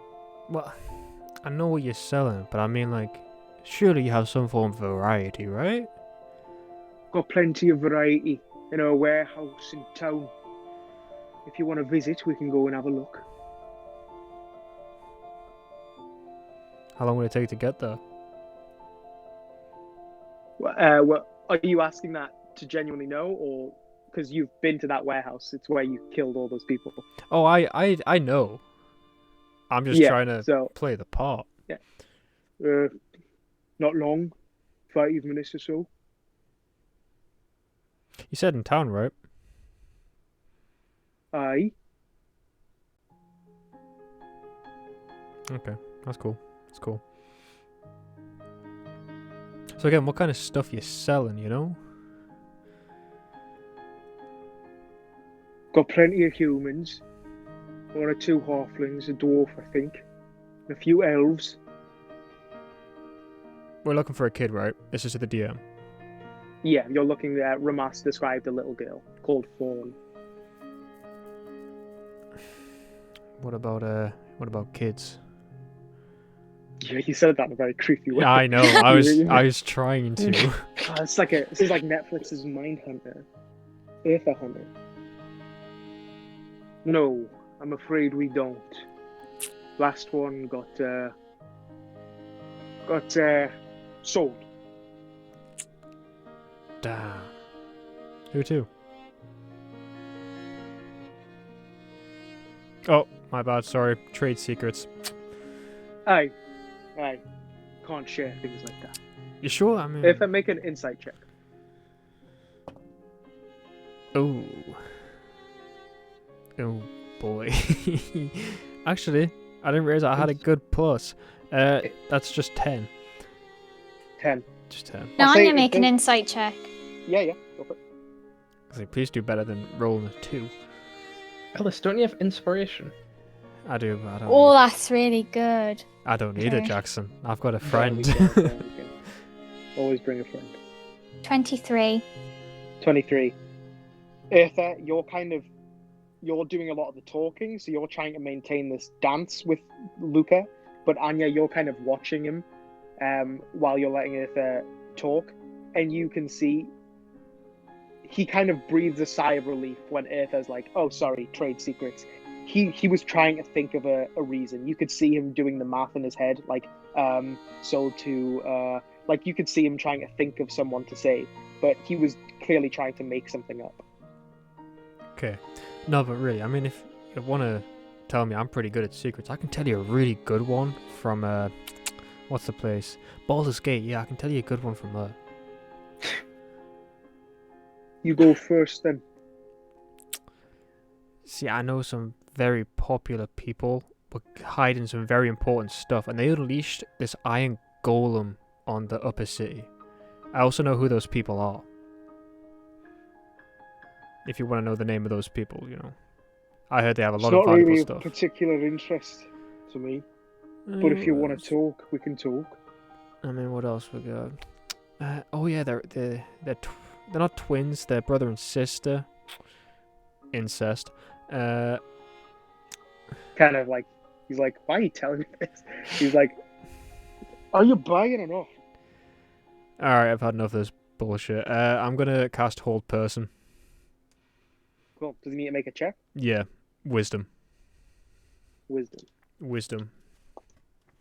Yeah, that's a natural one. So he's just kind of slumped in his chair, and he's just like, are we doing this or what? And he just freezes in place. Right. Now here's what you're going to do. You're going to tell us where that person went, and you're going to tell us exactly who it is.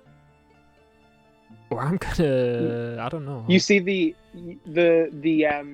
the slave woman, this blonde woman who answered the door, she instinctively, like, she has a hand on, like, a butter knife, but she's not doing anything with it. She just has a hand on it on, like, a side table. She's just watching what's happening right now. So, yeah, sorry, finish what you were saying. Yeah, you're going to tell us where she went, and you, Missy, in the corner. Don't try cut me, please. I really don't want to hurt you. I wasn't here to buy to begin with. She still has a hand on it. She's just watching what you're doing. You can see she looks like like a beaten dog that takes a while to trust people again. She looks like that. Yeah, Anya? Can I go up to the woman and try and calm her down and kind of persuade her that we can help her if necessary? Make a persuasion check. And you do that while Ellis, finish up what you were saying, sorry? So you're going to tell us where that girl went. We're going to start losing digits. He's just like, so can he still speak? Is he still... I don't think it says anything else they can't. I think it's just they can't move. Can I ask, while he's looking this up, do me and Ramus hear this? No. I don't know. Okay. Paralyzed, what does that mean? Paralyzed. I don't think they can speak. I think all their muscles are frozen. Ah, shit. But you can... I think you can end it by choice. So, Anya, what did you get? 25. 25. Cool. 30. So 35. 35. Wow. Okay. That is So a as you can, as you see, was the iron for that spell, Eartha? Hold person, yeah. Yeah. So as you see Eartha kind of fold this piece of iron in his hand and cast hold person on Luca, you kind of instinctively stand and rush over to the woman in the corner, kind of realizing this is definitely a person in distress. And as you approach, she kind of, her fingers lock around that butter knife and she holds it up to you. But as you approach, you kind of like, you make yourself very light, very friendly and affable as you approach. And she kind of lowers it, but she's still holding it. And she lets you like up to 5 feet away. And she's just kind of looking at you like big doughy eyes, piercing blue, just kind of right at you. I think Anya's gonna say, wow, you're really messed up, aren't you? I can help you. Just let me. What's your name? She her eyes flick over to Luca. I can't help you. He has friends. They'll kill me. Are they not the ones that are dead? Are you saying that? Yeah. She her eyes glance over to you. Are they were-rats? They're dead. Wizards? Anya, she relaxes visibly, and she approaches Luca and just you see taking this butter knife no. completely you can try and react if you want. You've got time for a reaction. Cure wounds. On his neck, I guess. Just hope. Okay. Actually, I have a question. Oh wait, no, mending won't work. Mending. It might, mend the stitches in his neck. By the way, Ellis, I'm pretty sure Brad meant a reaction to stop her stabbing him. Oh. Yeah. Oh, then I'll attempt to grab her wrist before she stabs him then. Sure. Make a dexterity check. Oh. Oh no. Yeah. Oh no. Oh no. Inspiration, Ellis. We need this guy. Yeah, inspiration. I thought one more after this. It's not any Can better. I do something to stop it? If you want, yeah. Everyone has a reaction. Inspiration. Right, I'm gonna ask whether I can use it. I want to use a spell. I know this sounds silly, can I use Mage Hand to somehow take the weapon out of her hand? Is it a reaction spell? No. It's just because this is a very quick situation. Okay, never mind. I can't help. You can try and grapple her. Try and just grab her and push her I out don't your want way. to hurt her though. Yeah, that doesn't care. I got 4. Well, I'm just going for a wrist. I got 14. She didn't roll very well. So Anya, you're kind of you see her kind of relax, and that kind of relaxes you. But then you see her start moving, and you're very confused, and you're like, what's happening? And you see this butter knife in her hand. She kind of flips it in her hand, so it's facing down. she does a big wind up towards Luca's throat with the butter knife, and Eartha, you just kind of dive out of your chair and grab her wrist, and you're like locking eye contact. You're very like stretched out across the room, like grabbing her, and she looks down at you and hisses, and she's like, "I know where the girl is." Oh, okay. Then I'm gonna let go. You let go, and the Wait. butter knife just Actually, wait. Before that happens, can I insight to make sure she's telling the truth? sure.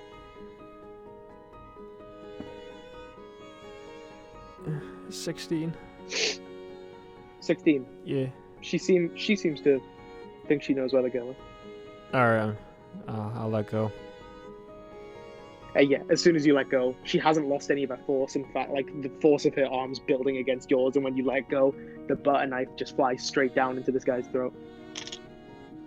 Yeah. Okay. Shit. Yeah. Yeah. It stabs straight into him. He's like, I'm imagining, like you probably don't see much sense in maintaining the whole person, so he kind of starts spluttering out, kind of falls to the ground. I mean, I'm assuming it's been a minute because it only lasts a minute. Sure, yeah. So he's like on the ground, just blood kind of squirting from his neck. He's kind of grabbing your ankles, Eartha, like.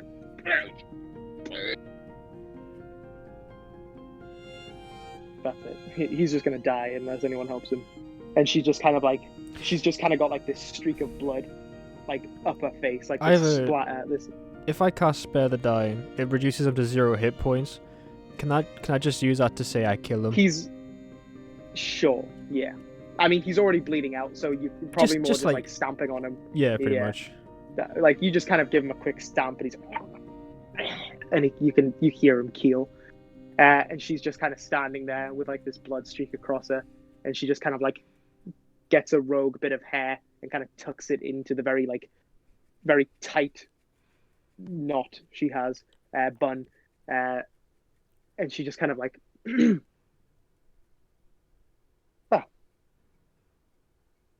She kind of like leans down and picks the butter knife up and kind of wipes it on his clothes. So where are we going then? And she tucks it into her trouser leg, the waist. The girl is in the woods. Please don't say it's the dragon.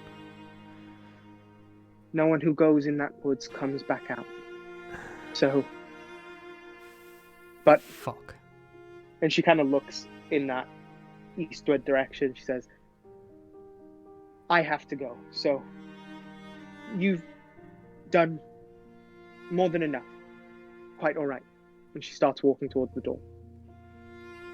I'll walk out with her just so the others don't get the idea Samura, that Anya. we... Can I quickly ask what her name is, just so I know if I ever meet her in future? Sure, yeah. If as she's putting that butter knife in her waist, you're like, what's your name? And she's just like, her eyes linger at you for a second. Fleur. And then she starts walking to the door. So that's Fleur, French, Fleur. I'm sorry. Nice. That's Ellis being a pig. I didn't mean that surprised me as much as it surprised you. It came up my nose. So yeah, Okay. Fleur. Samura, you see the door open and a figure walk out.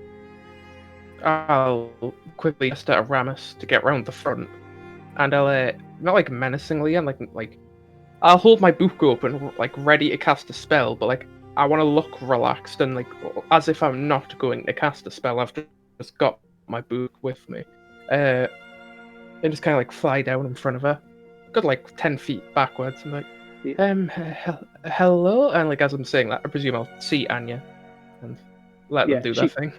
She kind of glances behind her and sees, or like she kind of glances to you and then sees Ramas, and then presumably Eartha and Anya coming out from behind. She's like, oh, there's so many of you. How colourful. She's just kind of looking. She's not really sure. Had to be prepared, you know. Can I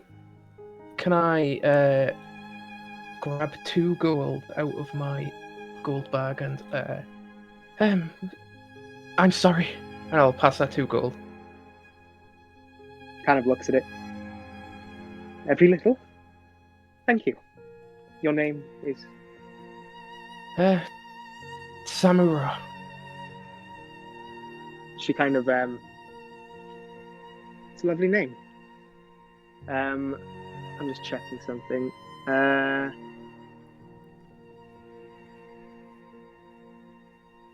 Did you just buy a slave? Without meaning to buy a slave. No. As you kind of like, as you kind of hand her make that, her my friend. as you kind of like hand her that gold, she kind of like she looks at it for a second, and you see like she kind of smiles at it, and she looks at you, Samurott, and like she looks right, like she looks deeper into your eyes than anyone has ever looked into your eyes before, and she says, "Don't worry. Icky'll get over it, I'm sure." And she starts going to walk away again. I'm just gonna walk after her. Excuse me. What did you say? Surely I shouldn't have to tell you. They're your memories. They're your thoughts. Oh, Why- okay, okay. How do you know my memories? It's just something I can do. And she kind of glances around. You all look very, very colourful. I'm sure you can all do wonderful things. This is just something I can do. Yeah, I guess I'll just say goodbye, let her go, and go back to the group. You can see you can see the forest of worms on that, like towards the west, towards the east. She's just beelining cross country in that direction. Ramas is like, "What's going on? Who is she? Where is she going?" God knows where she's going. So, Luke is dead. On the bright side, we know where the girl is. But it's not so bright. Great. Let's go get her. Where is she? I want to kind of like turn around and just look at the woods. He kind of like, he looks back at you and he's like, "What kind of cleric lets a lady go and walk into a dragon's den by herself?" And he kind of punches you in the shoulder, much firmer than he had before, kind of slightly aggressive, and he starts walking behind Fleur, probably about 20 feet behind her at this point. He's like, "Lady, wait up." And she kind of glances behind, kind of confused by it, but he's approaching from behind. You guys are all still standing there. I guess we're walking into the dragon's nest one way or the other. May as well be for a cause. It's what you wanted, buddy. I'm gonna. Yeah, I'll stop flying to catch her. I'll whistle for Newt to come a bit closer, like fly about 50 feet above me. Yeah. You start trying out some new commands, and Newt seems to slowly start to understand it. And hovers about 15 feet above you. Yeah, so once Fleur realizes that you're all coming, she'll kind of stop and allow everyone to catch up with her. You know, Ramas is about 20 feet behind her. You guys are about 10, 20 feet behind Ramas. So eventually you all just kind of catch up. And she's like, you don't have to come. I can handle this myself. And Ramas is just like, if you're going to speak, you can. I'll just turn and say, "You're not the only one with a bit of business with these woods." Ramas is like, "Yeah, what he said. We're going there anyway, I guess. So let's just." He looks palpably nervous about this, but he's trying to be like, "I'm fine. I've killed the dragon. I'm fine." But he's like palpably very nervous. Can I turn to him and go, you've killed a dragon before? I guess we're in good hands to kill another." Well, last time I had a lot of other people, but I was the only one that walked away, so I'm the one that gets called Dragon Slayer. But you guys look tough enough. You don't even need an insight check. He's lying. He's like, "You guys look tough enough. Yeah. We'll be good." We will die. No doubt about it. Yeah. So I mean, unless there's anything else, we can we'll just assume these are travel days. So this is pretty early morning. So you guys will reach the actual forest line. So right now you're walking through like open plains, open fields, rolling hills for about half a day until you get to the actual line of the forest. Is there anything you think you'd like to talk to each other, Ramas or Fleur, about on your way to the forest? We'll just go around, actually, just to make it easier. So Eartha will allow you to start just going by my screen order. Not really talking, just obviously teaching Birdie. Mm-hmm. That's about it, really. Samura? I'll put Abba on Jade's shoulder, and then once we're at the tree line, I want to stay like you know, you get like your stem of the tree, and then you've got like the leafy bit. I want to stay like within the leafy bit of the tree, kind of like trying to stealth through, and then I'm going to try and press a little bit forwards than everyone else to scout out and make sure we're not running straight into like danger. Cool, yeah. Anya? Anya will talk to Fleur just to Yeah. gain a bit more insight into her life. So, where do you come from exactly? She's just, her eyes are constantly fixed on the forest. Like, she's not even looking at the ground. Sometimes she steps into like a decline and almost stumbles a bit. She's just like a hungry person who can see food on the horizon. She's just trotting in that direction. But she converses with you when you speak to her. From all over, I suppose. I moved a lot. She kind of looks down at her hands, breaking that focus on the horizon.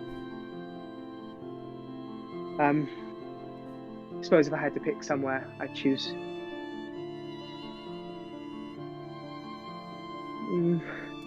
Luskin. And she, where are you from? To deep. It's Do you not have? nicer than Luskin. Oh, That's all she said. do you have any family, siblings, parents? Her hands kind of crunch up into a fist. Not anymore. If you don't mind me asking, what happened? We became slaves, and my family, my friends. Well, I suppose I didn't know my biological father. I suppose he might still be out there, but I was taken in as a slave, and the rest of my family were. They lacked my ability to adapt. And she kind of just nods, and yeah. This whole time, she never looks at you. She still has that very beaten dog aspect about her, where she feels very seen, but she's quite all right talking. Do you happen to know the name of your parents? My mother's name was Eleanor, but she's dead.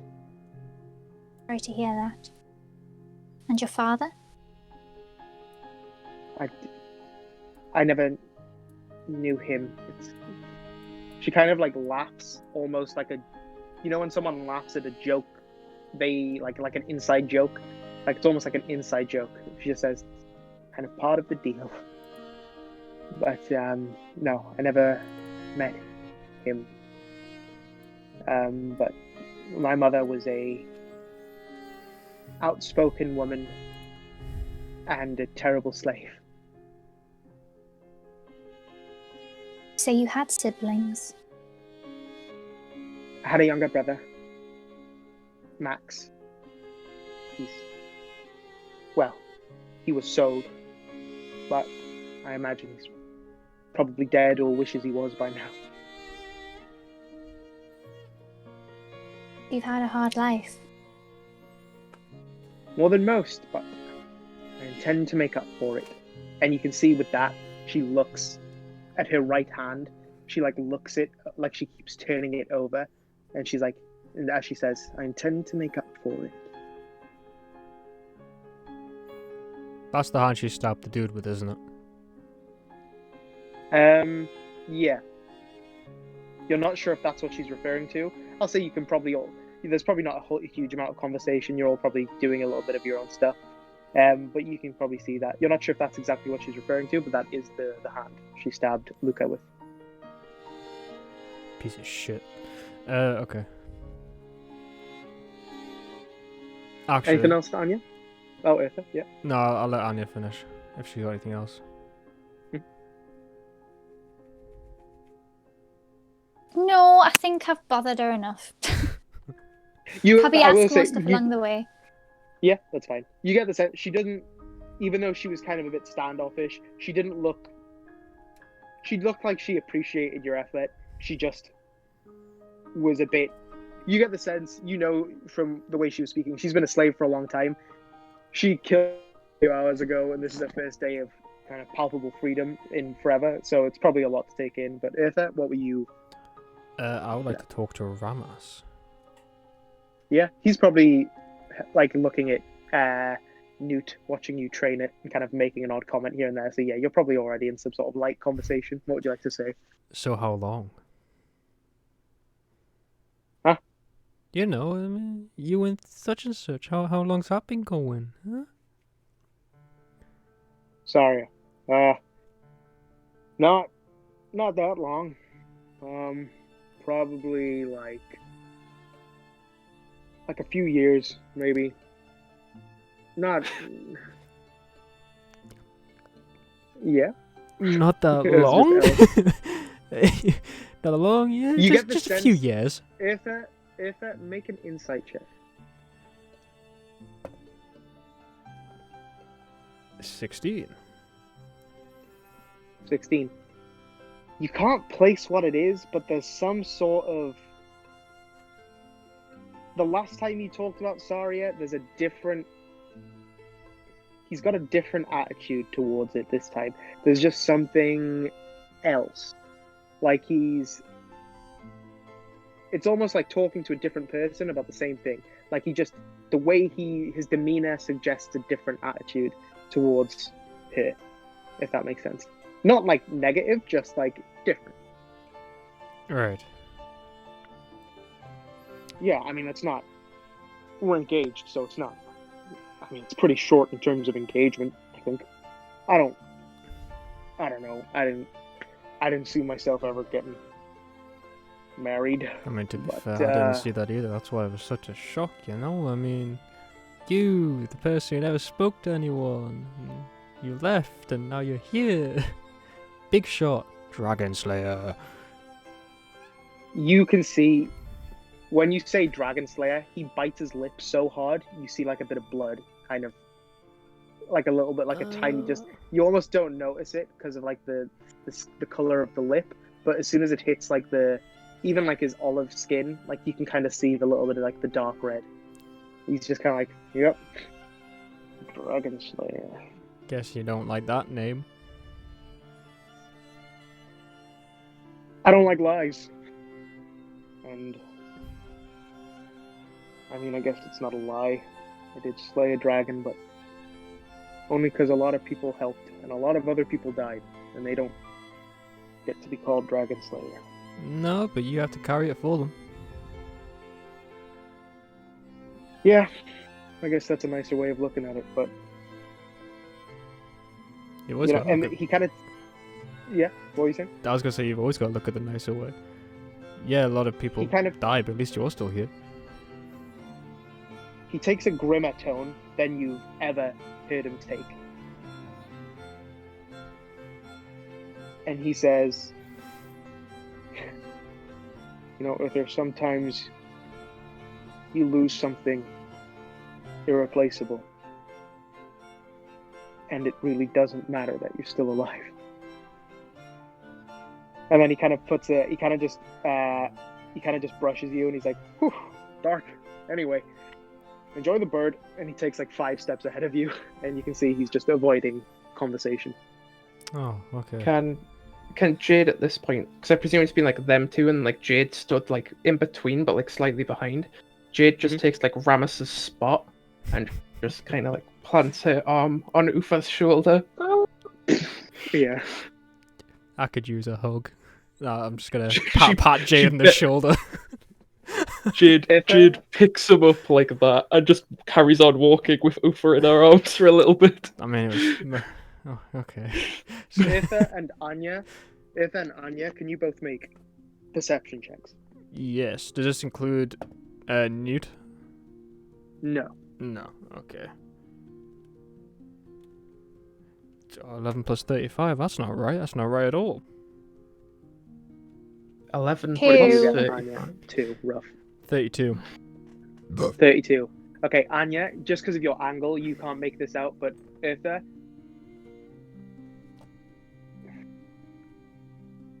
you've kind of caught this happening. You've caught every once in a while, even though for the most part she's very focused on the forest ahead of you, Fleur will occasionally just break and study one of you for a moment. Not like fully turn, just kind of like she'll like slightly turn her head and cast her eyes at one of you. She's quite far away, so she can't, like, she wasn't listening to your conversation. She just looks like she's kind of measuring each of you every once in a while. Yeah, unless you want to do anything about that, there's not really anything. I'll go up and talk to her once Jade puts me down. Yeah, you kind of jog up to her, catch up, and she's like, "Hello." How are you feeling? First day of freedom. It's exactly how they describe it. Better than being a slave so far. Well, I suppose one man's slave or one dragon's slave. I suppose we should see where we end the day. She's still injured, right? Like, physically beat up.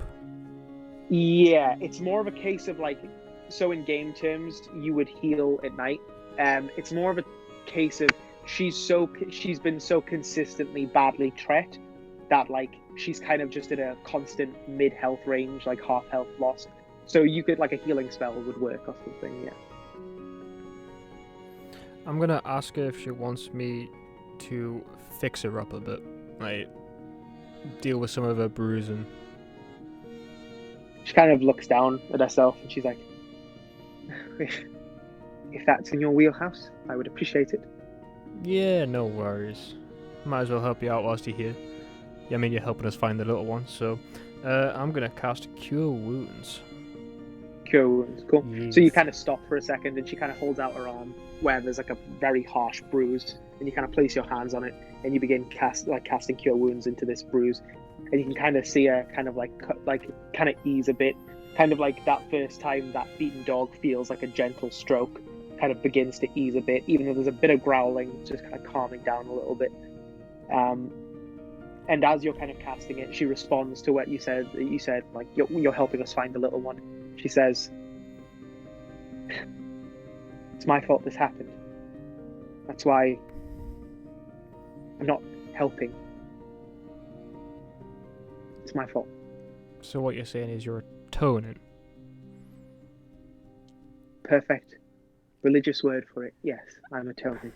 But you see, you're atoning by helping us, so you're doing both.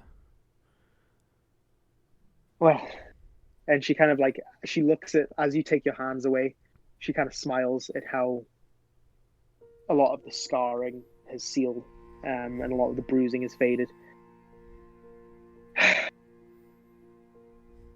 suppose I am helping, but if I make it out of that forest, I intend on doing a lot of bad things.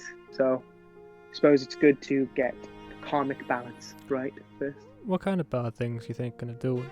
Out of pure curiosity. I'm not gonna stop you, depending on what it is. She kind of, at this point, because you probably would have stopped to cast Cure Wounds and she was at the front, I imagine everyone else has kind of stopped around you. You're kind of like not far from the forest edge now, like less than a mile away. She kind of glances across all of you. You all seem rather nice. So I'm going to do something I don't often do, and I'm going to trust you to not react poorly. Okay, I can do that. I will be emotionless for you. she kind of, Anya, she looks at you, and you can see her skin kind of bubble and her form change, not like a spell, but like physically change. Like you can see muscles moving as it fits to perfectly resemble Anya. She's still wearing the clothes she was wearing before, but now she looks exactly like Anya. And she kind of looks at Eartha, and she does the same thing. Her muscles move, and her skin darkens, and her hair darkens until and her like even like her breasts kind of sink into her chest, and her posture changes, and her height grows until she's physically a male. And she's kind of looking at you, and then her form changes to something you recognize from yesterday, a doppelganger, this tall blue muscly creature who's kind of like looking down at all of you, kind of very, even though it's that he is very much looking down on you, is very timid, almost as though she was looking like as though she was below you. And then she turns back into the form she'd originally been in, this blonde woman. Now a lot prettier, a lot, after Eartha's healing, a lot elegant, quite rustically beautiful, with straw blonde hair. Now still in that bun, but not so workish looking. It kind of looks like more of a stylistic choice rather than a this is good for slave work choice. And she's kind of just looking across all of you. She says, "I trust this won't be a problem." No, I'm just trying to figure out that you could do that, but didn't try to escape. Why would I escape when they'd only hunt me down again? They did it several times. Oh. But you killed them, which I couldn't do on my own, and guaranteed my freedom. So here we are. Can I swoop down from above and go, a problem? I mean, I don't know if you've seen me yet, but I'm not exactly the most ordinary myself. And I'll fly back up and away. She kind of, now back in this female form, she kind of smiles. Very good. Anya, can you make an intelligence check?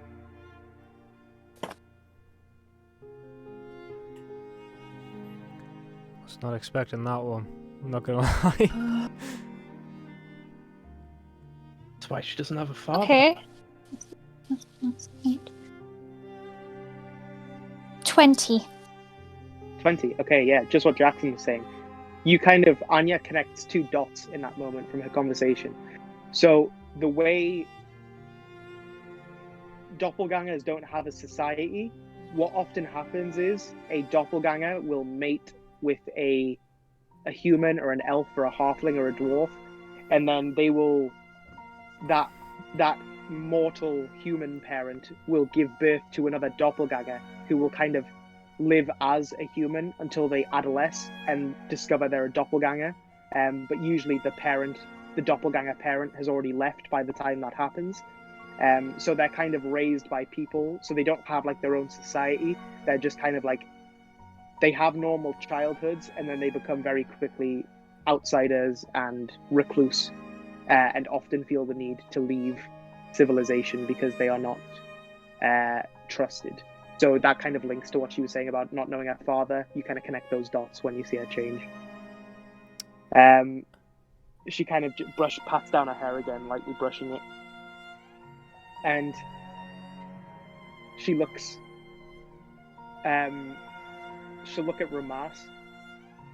But like she looks at Ramas, but she's kind of saying it to all of you. She says, "What do you think of this face?" What do you mean? Don't understand the question. She kind of looks at you. Have you ever seen it before? Have I? Nah, not that you recall. None of you, not that you recall. And she kind of, defeated by that, she goes like, "Well, if you ever do, let me know, because this is the woman that I need to kill." She kind of... I will make a mental image for you. But why? She can't see her face, but she's looking down at the hands very much. She keeps turning them over and over again, kind of studying the arms and the legs. This was Luca's unrequited childhood sweetheart.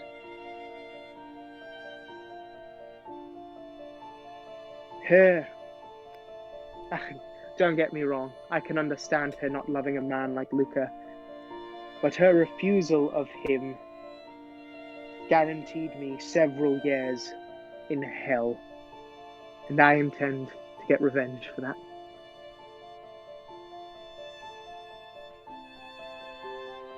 Well, Okay. That's cool. to the woods. She kind of turns on her heels and starts walking. Yeah, so very quickly at this point, you guys reach the thicket line of the woods. The heart of the woods, if they're from your roll before on green dragons, you know green dragons, if they take a woodland as their domain, their lair is usually in the heart of it, like at the center, so they can evenly get to everywhere. So you kind of have that in mind. You're aiming for the heart of the woods. So because it's such a, to get there, it's probably another day of travel. So half of the day from now. I'll leave this up to you guys. You can either spend half a day traveling through the woods and then camp in the woods, and then spend another half a day to get to the heart of the woods, or you can camp here at the outskirts and get to the heart of the woods by like tomorrow evening. I say we take the half a day and camp inside the woods, because then we can get to it, do the job, and get out within a day. Where, you know, if we camp now, we'll take a day to get there and won't be able to get very far out without losing sleep. Yeah. Everyone in agreement? Yeah. Yeah. Ramas and Flora will agree, and continue. So you guys spend another half of the day traveling. You find an appropriate spot, half a day into the forest of worms. I'll say for the purposes of this, you do see young green dragons. You see giant snakes, yuan-ti, at a distance. You never come into clashes with them, but you see these reptilian creatures are here. And sometimes they are watching you at a distance. Sometimes you are watching them from a distance. You're in a dangerous place. But you find a decent place under a little bit of rock shelter to set up camp. Fleur doesn't have a tent.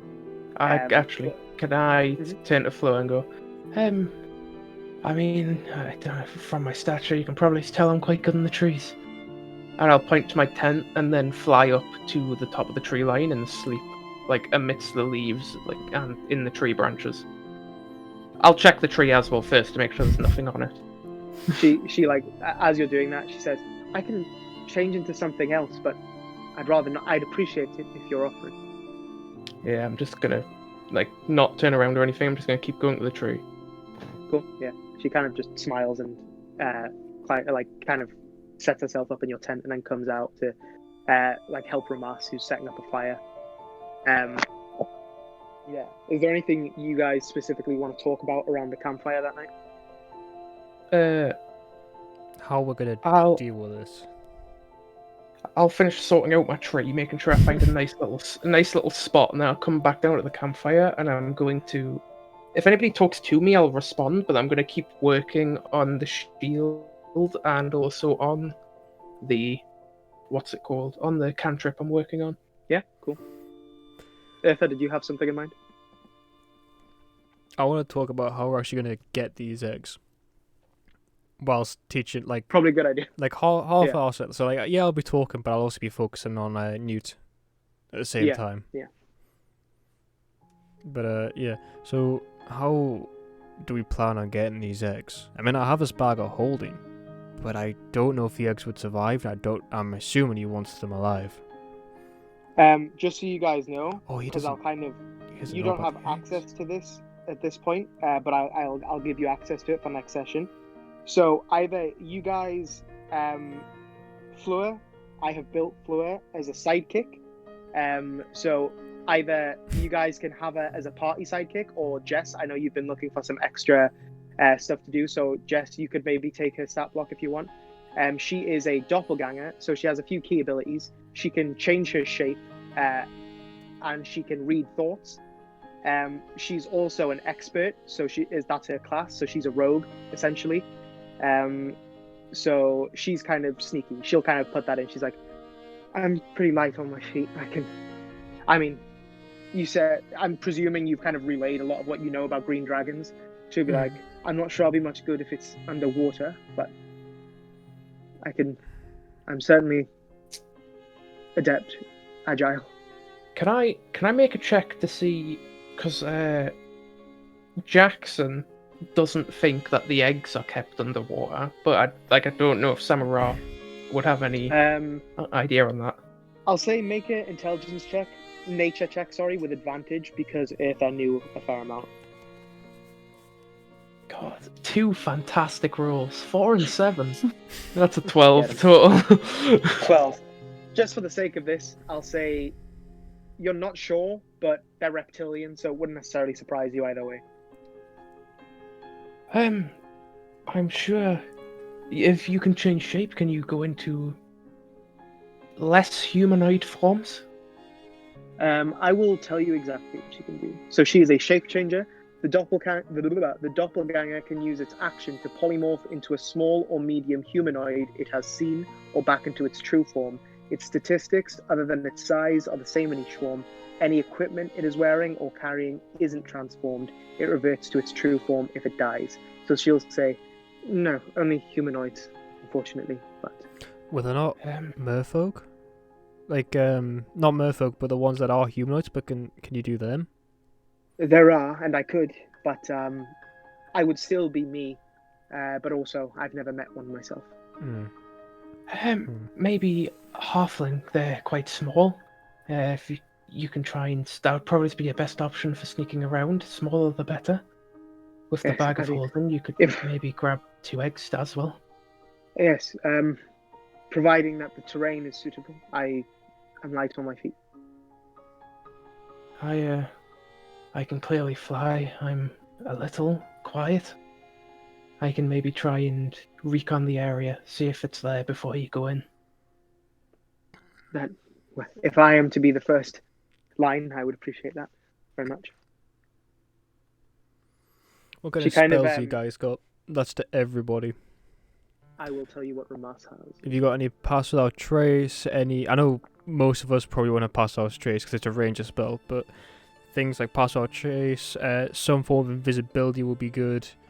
Silence would probably be an interesting one. I'm just going to quickly read out all of Ramas's spells so you can grab any that sound helpful. Cantrips: Light, Mending, Sacred Flame, Spare the Dying. First level: Divine Favor, Guiding Bolt, Healing Word, Shield of Faith. Second level: Lesser Restoration, Magic Weapon, Prayer of Healing, Silence, Spiritual Weapon. Third level: Beacon of Hope, Crusader's Mantle, Dispel Magic, Revivify, Spirit Guardians, and Water Walk. Fourth level: Banishment, Freedom of Movement, Guardian of Faith, Stone Skin. Fifth level: Flame Strike, Mass Cure Wounds, Hold Monster. That's his spell. Hold Monster might be useful. Banishment would be, but I know... Would Eartha know that a green dragon's charisma is high? Yeah, you knew from your check they were talkers. They didn't like to kill their prey. They like to confuse, lie to, pervert sentient creatures. They are subversive dragons. They don't like to just kill. They like to fuck with people. So unless it rolls really bad, banishment isn't going to work. Yeah, Shit. but it's still an option. There's still a chance, you know. Hold always a Monster. chance. What does that one do? Choose a creature you can see within range. The target must succeed on a Wisdom saving throw or be paralyzed for the duration, which is up to a minute concentration. The spell has no effect on undead. At the end of each of its turns, the target can make another Wisdom saving throw. On a success, the spell and the target ends. I would say you would know they're semi-wise. They're not particularly wizened, but they're not unwise either. And that spell definitely would hold a dragon. It only specifies creature, so yeah. Right. That's an option if it's going to attack us. I might have something here. Does anybody have... What's that spell? Is it the cantrip? The what's it called? Where you Thaumaturgy. that's it. Does anyone have that?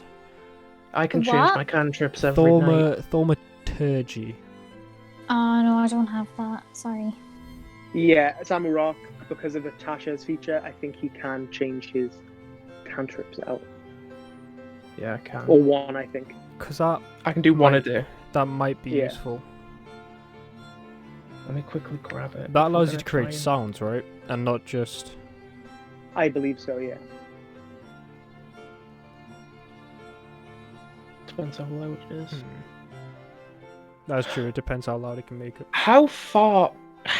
Would I have a guess at how far the middle of the forest would be to the edge of the forest? Far. Give or take like 15, maybe 20 miles. 15 to 20 miles. Right. Right. Okay. Okay. Obviously, Doesn't it's not an know. evenly shaped forest. It's a if you were to look at it on a map, it is a jagged shape.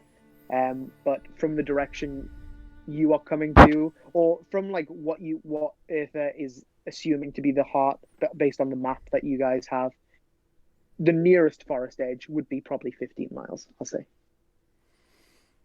Not necessarily the one you came from. Also, Ellis, the thing you thought of is a small sensory noise, which means I'd have to be quite close to it. Samurah has thunder thingy that can be heard from That's 300 what I was- feet away. Yeah, that's what I was trying to think. But it does. But that would make him a target. Yeah, that brings him straight to me. Ramas. Do you will have kind of rope say- trick? Ramas Yeah, will just ooh. chime in. Ramas will say, "Oh well, if Samurah here is our only distraction option, I can look after him. I feel like tangling with a dragon right about now." Yeah, I'm gonna come in after you say, does it have rope trick? Yeah, yes, that's a great idea. And I'll put my book down for a second. And I'll turn to Ramos and I'll go, if me and you go about 250 feet to be safe away from the middle, or, find it and just, get as far away as we can, I can cast it and it'll surely come for us. Then we can quickly sprint just a little bit away from the main part of the noise, and I can cast rope trick. Actually, a question. Can I cast sending into that? Or is it just a blocked off area completely? I believe no magic can pass through. Let me grab it up for you, though. So, the thing with rope trick is it's an extra dimensional space I can just pop into for an hour, Ramus. Brad, because it's an extra dimensional space, even though they definitely can't see the space, I'm presuming they also can't, it's not like an invisible person, you can't touch it either. It is just a... It's not on this plane. Yeah, it's Yeah. extra plane. I'm just thinking, obviously, if a dragon came by and it could be touched, even though it's technically an invisible box, then the dragon would know we're it's in not there. invisible. It's not. It's like a door to another realm. Like it's not here at all. Because we can still see into the realm, which is quite nicely. Yeah. That's how we'll assume. Yeah. I think that's the best plan we've got. I mean, now we have to deal with what happens when yous are doing that. That's the next question. Well, here's the thing. Me and Ramus cannot be seen using rope trick. And because then it'll just wait for us, presumably. Or at least come back in an hour. But if it hears something like that, it's going to be alerted, come across looking, and if it doesn't see us, it's also going to run straight back to the nest.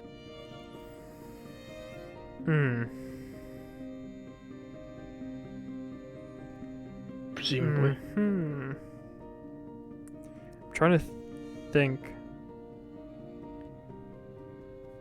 But maybe that's the plan. Maybe the second it leaves, I pop back out and do another thunder wave and pop back in again.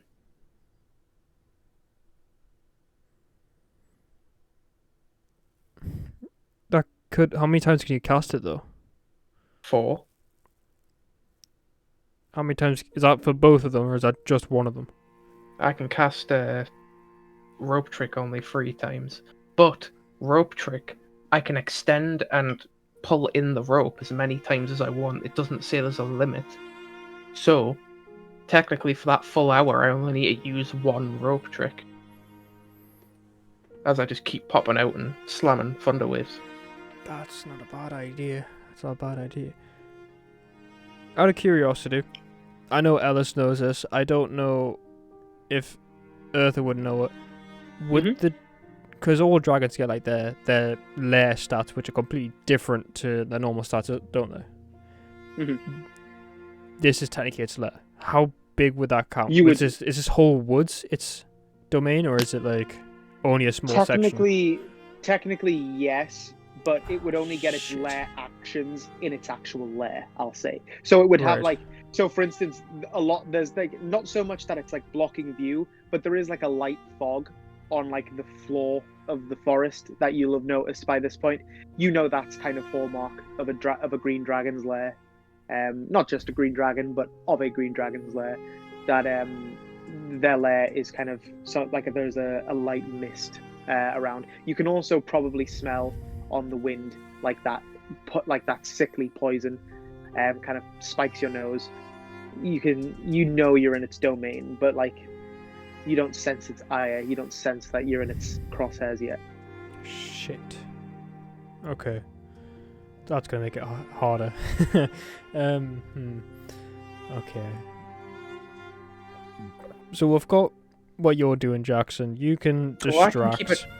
In theory, it's 6 seconds a turn, and I think a dragon's flying speed at max is 120 feet. And I think that might... I think that's it. I have no real clue, but I'm guessing.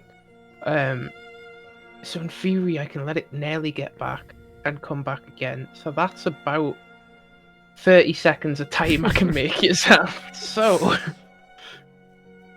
How far away can this thing be heard? Thunderwave, was it? 300 feet.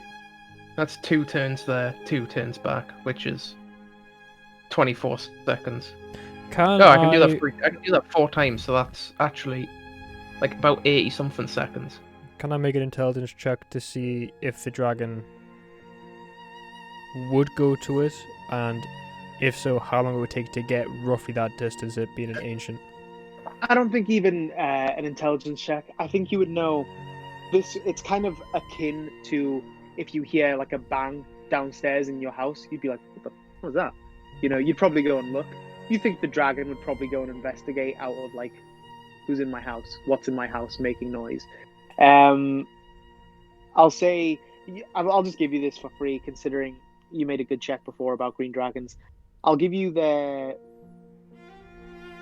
I'll let you choose. You can either know their flying speed, their swimming speed, or their walking/running speed. They have a swimming speed? Shit. I think flying's your best option. I think flying is my best option, because obviously walking's obviously going to be slower, right? Because yes, you would assume so. Yeah. And I'm assuming it can't swim all the way to me. True.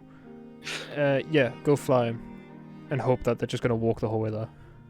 I'll say you surmise based on readings. Jacinta has a long history with dragons, so you've probably had like, you know, in schools where they have like earthquake preparedness, like seminars, like in America, like you've probably had like what happens if a dragon attacks seminars. So like you would know like about 80 feet. Okay, that's better. That's much better. Per turn. Yeah, that makes it about like 50 seconds per thunder wave. Max. That does give you nearly 3.5 minutes-ish. And then if you really want, you could also hold Well, it in it place. would take less than 30 seconds for it to get to each thunder wave. Yeah. Do we still have that stone? What's in the stone? The Iron You- Stone. Yeah. It has. I'm pretty sure it has a shield spell. I'm pretty sure it was a chromatic something. Was it? Orb. Chromatic orb, right. Ellis, why didn't you write it down when I gave it to you? That's the real question. I probably did. I just... Why wouldn't you check that? Go check your notes, because I remember saying it to you, and you were like, "Really?" And I was like, "Yeah." And I written down. You have everything written down, though. I'm pretty sure I remember it being a chromatic orb. Right. So unless we find something to the contrary, we'll assume Oh. chromatic orb. Wouldn't fucking work anyway. Doesn't matter. I was gonna say, So, why not get rid of the spells in there and put hold monster into it? But then No. it won't work. It's too high a level. yep. Because if Ramas is But going you with do- you, there's no backup for us. If But you it do goes still south. have the scroll. Dominate beast. But I don't think it counts, does it? We can use it, but let it's me going to look be it up. hard. I can use it. I'm pretty sure. Yeah, Jackson can use it, but there's a chance it'll fail. Nope, sorry, never mind. Wait, it can't be dominate beast. It must be dominate monster, Now let me check. I've written it in the back. because dominate beast's a 4th level. Scroll of Dominate Monster, 8th level. There we go. Okay, We just you. Yeah. obviously I'm not as experienced as you guys, but couldn't we just cast it to sleep and then run off with the eggs? The issue is Do the we have- sleep spell. Is The it strong sleep enough? spell Ellis has rolls like 5d10, which is a max of 50 health, maybe. The dragon has at least 250. Nah, I'd go up from that. Basically, to help you understand it, Jess. So this thing has a challenge rating of over 20. I'll give you that. So that's kind of on par with your level. So you're level 5, and even with you would be something with challenge rating 5. So the more powerful the spell you cast, the more likely it's going to work, just because you're already working at a disadvantage. Basically, you're just prepping for disaster, because if you end up in a situation where you're actually fighting it, you're probably already too far gone. But it doesn't hurt to be prepared. Anyway, dominate monster. You attempt to beguile a creature that you can see within range. It must succeed on a wisdom saving throw or be charmed by you for the duration. If you or creatures that are friendly to you are fighting it, it has advantage on saving throw. The creature is charmed, you have a telepathic link, blah blah blah, you guys can read this. Concentration up to an hour. So if you succeed, you have it charmed for an hour. Yeah. But you also lose the 50 grand that it's worth. That's a house Yeah, right well- there. 50 grand is worth my life. So pass me the scroll, Ellis. Is it not worth more than 50? Nope. It's worth 50. Oh. So I'll take the dominate monster. Don't complain about 50 grand. Well, no, Jackson, you don't need it because it won't. You can't cast it. But you've got Ramas who can cast Hold Monster. So no, you're alright. Jackson's the only one that can cast it. I know. I mean, yeah, that's a fair point. And also, pass me your Ion Stone. Okay, I give both to Jackson. As prep work with the Iron Stone, I'll attune to it. I'm gonna just whack the chromatic orb out, just like at a tree. No, don't. Actually, whoa, sorry. whoa. Just so you're aware, Bard can also use Dominate Monster, so Jess can also use that very powerful scroll. That you is- found. Better to keep it with Jess. Yeah, sorry. 'Cause- I'll hand that over to Jess. So then Then I'm Jess has a going- backup now. That's good. So if Um, worse comes to worse, and Jess is a death door, she can whip God. that out. Right. So, I'm gonna Right, can we go over the game plan just so We haven't got the one. mic- First, we've because got I've got all these ideas and just Firstly, I'm going to shoot the chromatic orb out. I'm just going to whack it at like the nearby tree or the floor. I'm just going to get it out of the Iron Stone. Yeah. Then- And then I'm going to put rope I'll say trick. you use poison, so it blends into the environment. Yeah. Then I'm going to put rope trick and shield into it. Okay. Now I'm going to hand that back to Ufa, so he has a rope trick and a shield. Oh. Mhm. So, the plan is, I'm gonna go about 250 to 300 feet away from this monster's lair. Then, I am going to cast Thunder Wave. I'm gonna quickly rope trick Ramus into a dimension where we can't be found, and I'm gonna just keep Thunder Waving and just really annoy it and keep it out of its lair. Then, I presume you three are gonna go wandering into this dragon's lair with the backup of a rope trick, dominate monster, and the fact that our guy's really sneaky to try and get some eggs. That sounds like the plan at the moment. That's all we've got. That's all we've got. Backup with this spell scroll. What do you necessarily want me to do in terms of backup? I will tell you if you need to use it, but by the time I Okay. tell you, you will probably figure out It we will be need too to. late. Okay. You'll probably figure out. Oh, we need to use it. Basically, when we're close to death. Oh no! If this Yeah, thing hits us basically, once, we're dead. Just for Oh. your frame of reference, Jess. So dominate monster. What it does is, it makes a wisdom saving. You use the scroll because it's way higher level than you. You have a chance of it just doesn't work. You're not strong enough to cast it in that moment. If you Okay. pass that check and it works, then the dragon, if we're using the circumstances of you using against the dragon will make a wisdom saving throw. If it fails, it's under your control for an hour. Because it's an uber powerful spell that you shouldn't have, but you rolled really, really well. Yeah. And you found this. The only thing is, it is a wisdom saving throw on an ancient dragon, and they get wiser with age. So unless it rolls a natural one, it probably automatically succeeds. No, I checked before. Remember? Yeah, I It's on, did like, say a it didn't medium have scale. amazing wisdom. Oh, okay. So just for your frame of reference, probably has like a plus 2 to 4 as far as you're aware. Right. Yeah, anybody got any better plans? No, I got none. I'm gonna give the... Yeah, I'm gonna finish up doing the spell stuff I was working on then. And I'm gonna... Well, if that's you guys finished with your planning, just a general thing that happens. A quick question. Yep. If we do get these eggs and we do manage to escape, will this dragon come after us? Like, will it have like a mother's You would instinct? assume so. Yeah. Oh, great. That's great. That's great. So you would want to be hiding for a while. Like dragons, chromatic dragons are evil by nature, and they can reproduce every year. They have a cycle of every year they can reproduce. So it probably wouldn't go. It wouldn't like break its back to hunt you down, but it would chase you for a bit. Like it wouldn't just let you do it. Okay. If we remained unseen, would it still come after us? It would check search the area. It would like search if it realized they were gone. You could maybe do something like make it think it's still there. I don't know how you do that.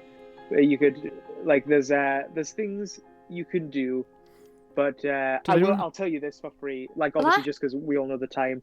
We won't get to that this session, so you'll have a week to think about it, but there's still a bit more to go through. Does anyone have any illusionary magic? I do. Not what you I have. do. What do you have?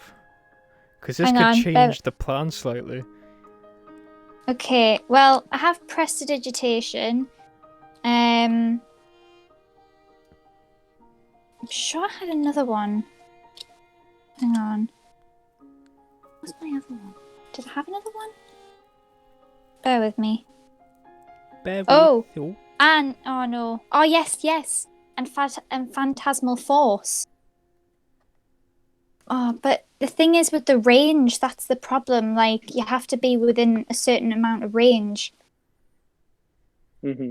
That's the That's the annoying thing. Like for phantasmal force, have to be within 60 feet of the dragon. Yeah. For prestidigitation, have to be within 10 feet. Yeah. Oof. But how long does prestidigitation last? Up to 1 hour. So if you got the dragon out of the lair, you could make it appear as though the eggs were still there, and you could leave as well. Okay. But would that not mean I have to be within 10 feet for 1 hour? When you No, cast no. it, but not. But the 10 feet's so close. You would have to be in the. You would have to be. You would have to be right next to the eggs. Essentially, the eggs are essentially like nearly 5 feet by 5 feet themselves. So you'd have to be right next to them. Which, I mean, you'll have to be next to them to pick them up, anyways. How much can Mage Hand pick up? And Not how that heavy much. are these eggs? Not that much. Yeah. It is You abysmal. know that probably. Mage They probably Hand weigh can- similar to a bit more Mage- than a watermelon. Yeah, Mage Hand can only it can't carry more than 10 pounds. Hang on, I'm googling Yeah. how much a watermelon weighs. More than 10 pounds, I imagine. I'm sure watermelon weighs more than a baby. Yeah, I can imagine that. I have to assume. Depends on Oh, the baby. 20 to 25 pounds. Yeah. So probably about 30. Yeah. Right. I'm ready Right. to sleep. If sorry, I'm being a pest again. If a so how long is 1 minute? Like how many rounds did you say that was? So one 10. turn. So everyone gets one turn, Mhm. and then that's a round. The full round is 6 seconds. So 10 rounds is a minute. Okay. But that's if you're an initiative, and if you're an initiative, you're already Dead. cutting it close. Yeah. How you long? would all be fully under the impression there is no scenario in which you want to be fighting this thing.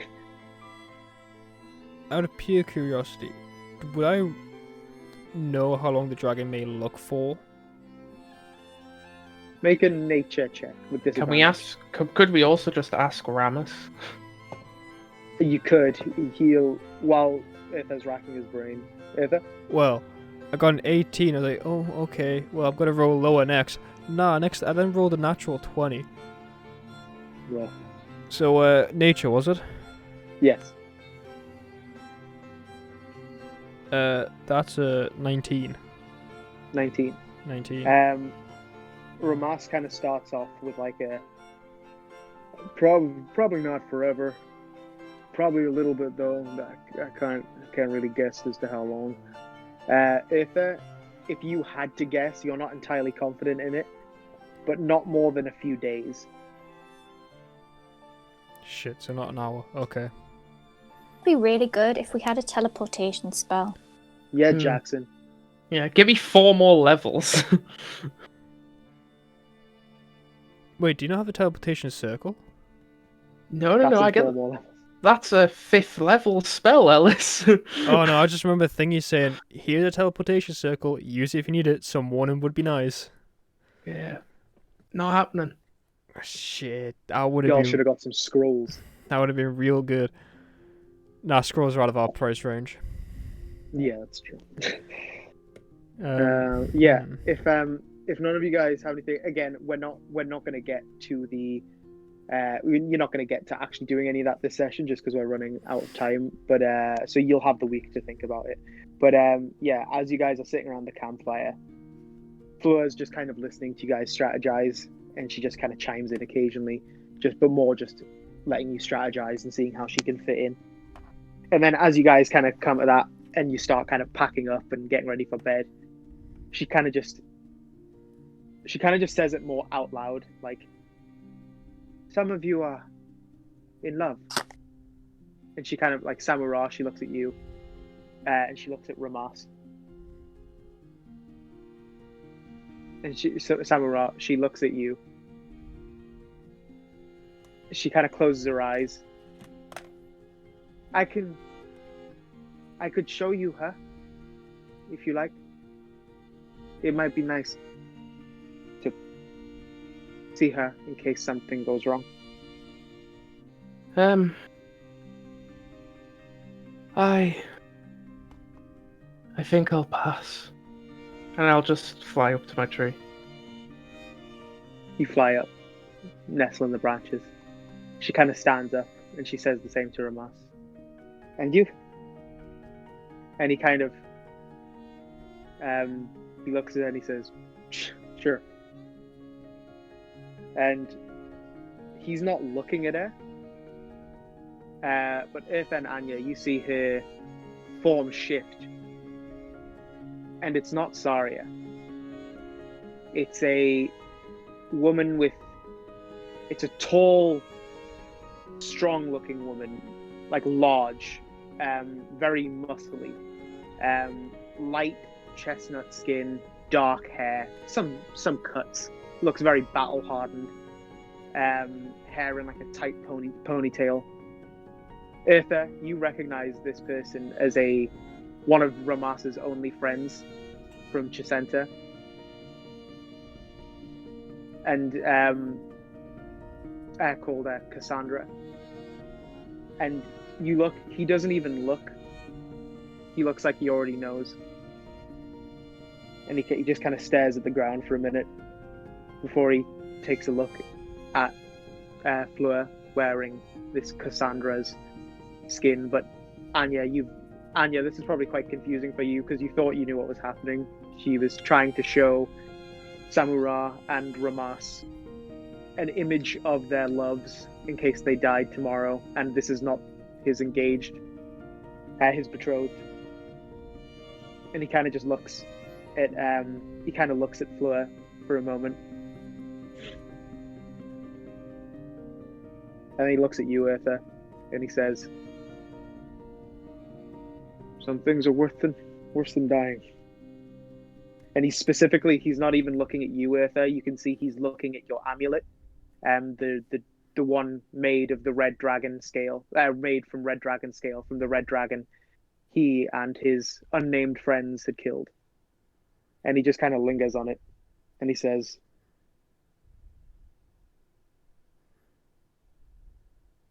"Good night." And he trods off to his tent, and Fleur, kind of panicked, probably looks at you, Anya, and says, and she kind of turns back into the blonde figure you kind of associate with being her, even though you know it's not her. And she kind of looks at you, confused and a little bit panicked, and she says, "Did I do something wrong?" You did nothing wrong. Maybe we should all just go to sleep. Long day. Sleep well, everyone. And she crawls into Samura's tent, and we will end the session here. Actually, it's up to you guys. I'll leave you with this. We can either end it there, or we can go a tiny bit further, and I can, if you like, I can describe the dragon's lair to you, so you can have the week to think about it. Either way, I would like to, in the morning, do some prep stuff. Do some. I can finish off the shield and the cantrip spell tomorrow morning. Tomorrow. Very nice. Yeah. So we'll just for that mark those off. So you've got one of your signature cantrips created, and you also have shield enchanted onto Ellis's shield. Correct? Yes, you can use it once a day. I would like to, if it's the morning, I would like to kind of wait for Ramas to get up. Mm-hmm. Kind of take the dragon scale off and kind of motion to give it back to him. He holds like your closed hand. He kind of puts his hand on it, and he says, "I was meant for you, Arthur. What did you say to me before about living for other people?" Well, then you can do me a favor and give it back once we're finished with this. He kind of smiles, defeated by his own logic, and he kind of claps you on the shoulder with the other arm, and he says,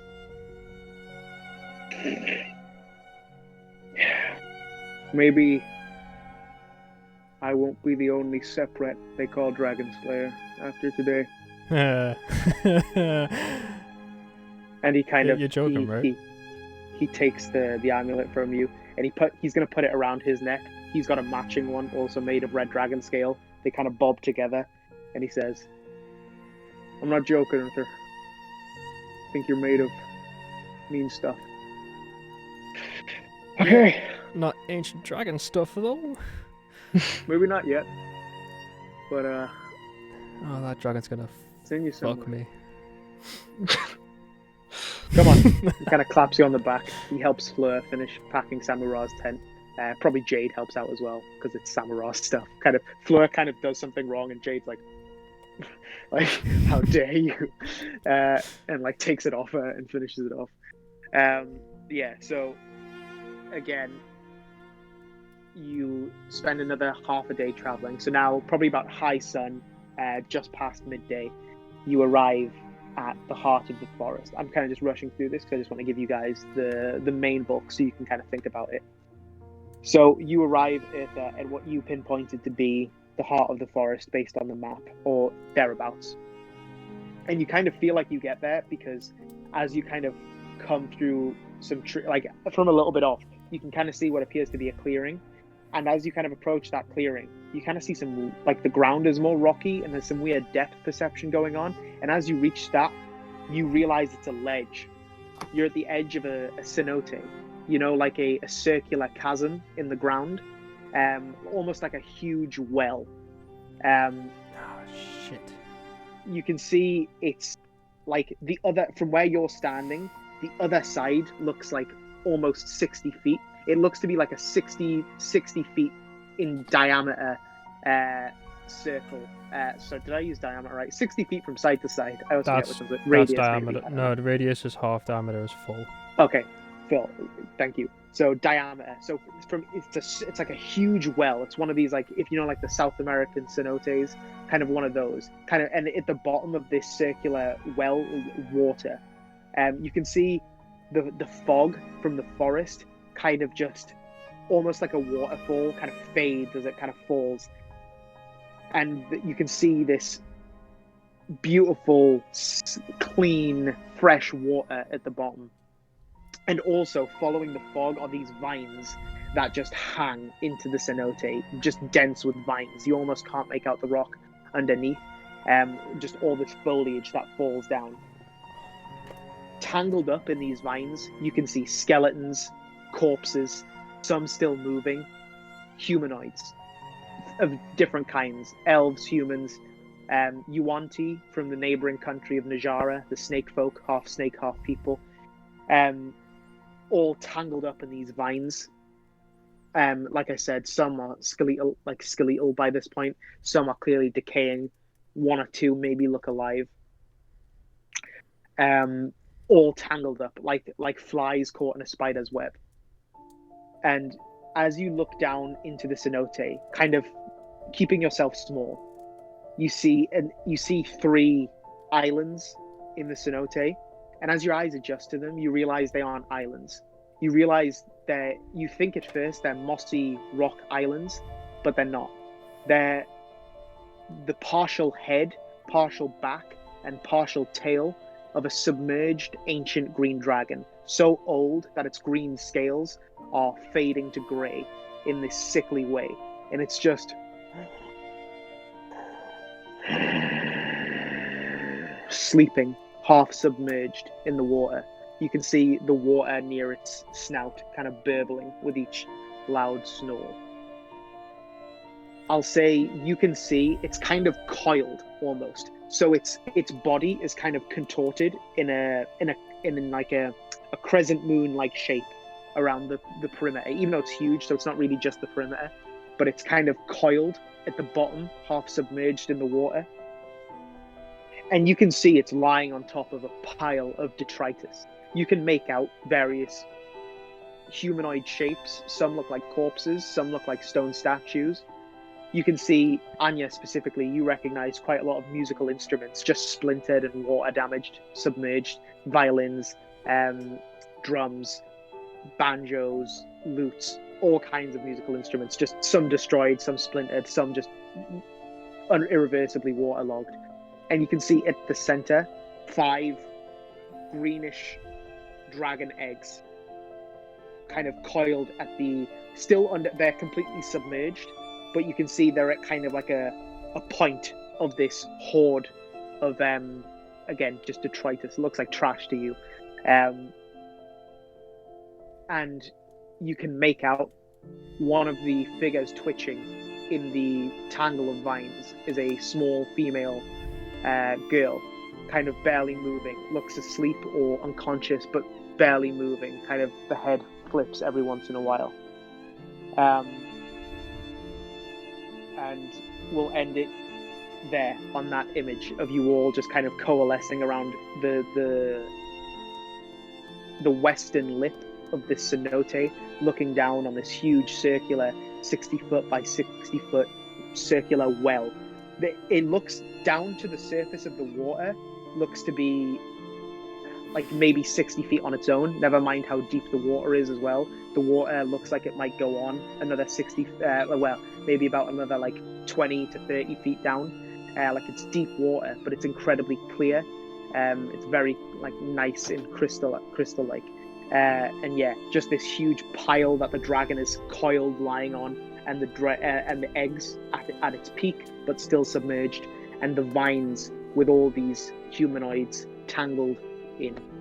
We'll end there. Oh, okay. Yeah, no, keep going. It's fine. No, I was gonna say I want to take my helmet out the bag of holding. I feel like it's finally time to put the Crusader mantle helmet on. And, so you gear up. Yeah, and give the bag of holding to. What was her name? The double Fleur. guy. Fleur? Yeah, that's it. Fleur. Give it to her. Fleur. She's gonna be our. She'll give it a firm nod. She'll be like, okay. And Don't. like, You better not lose that. It's got a lot of valuable stuff in. she kind of gives it a pat. Yeah. Okay. We'll end it there.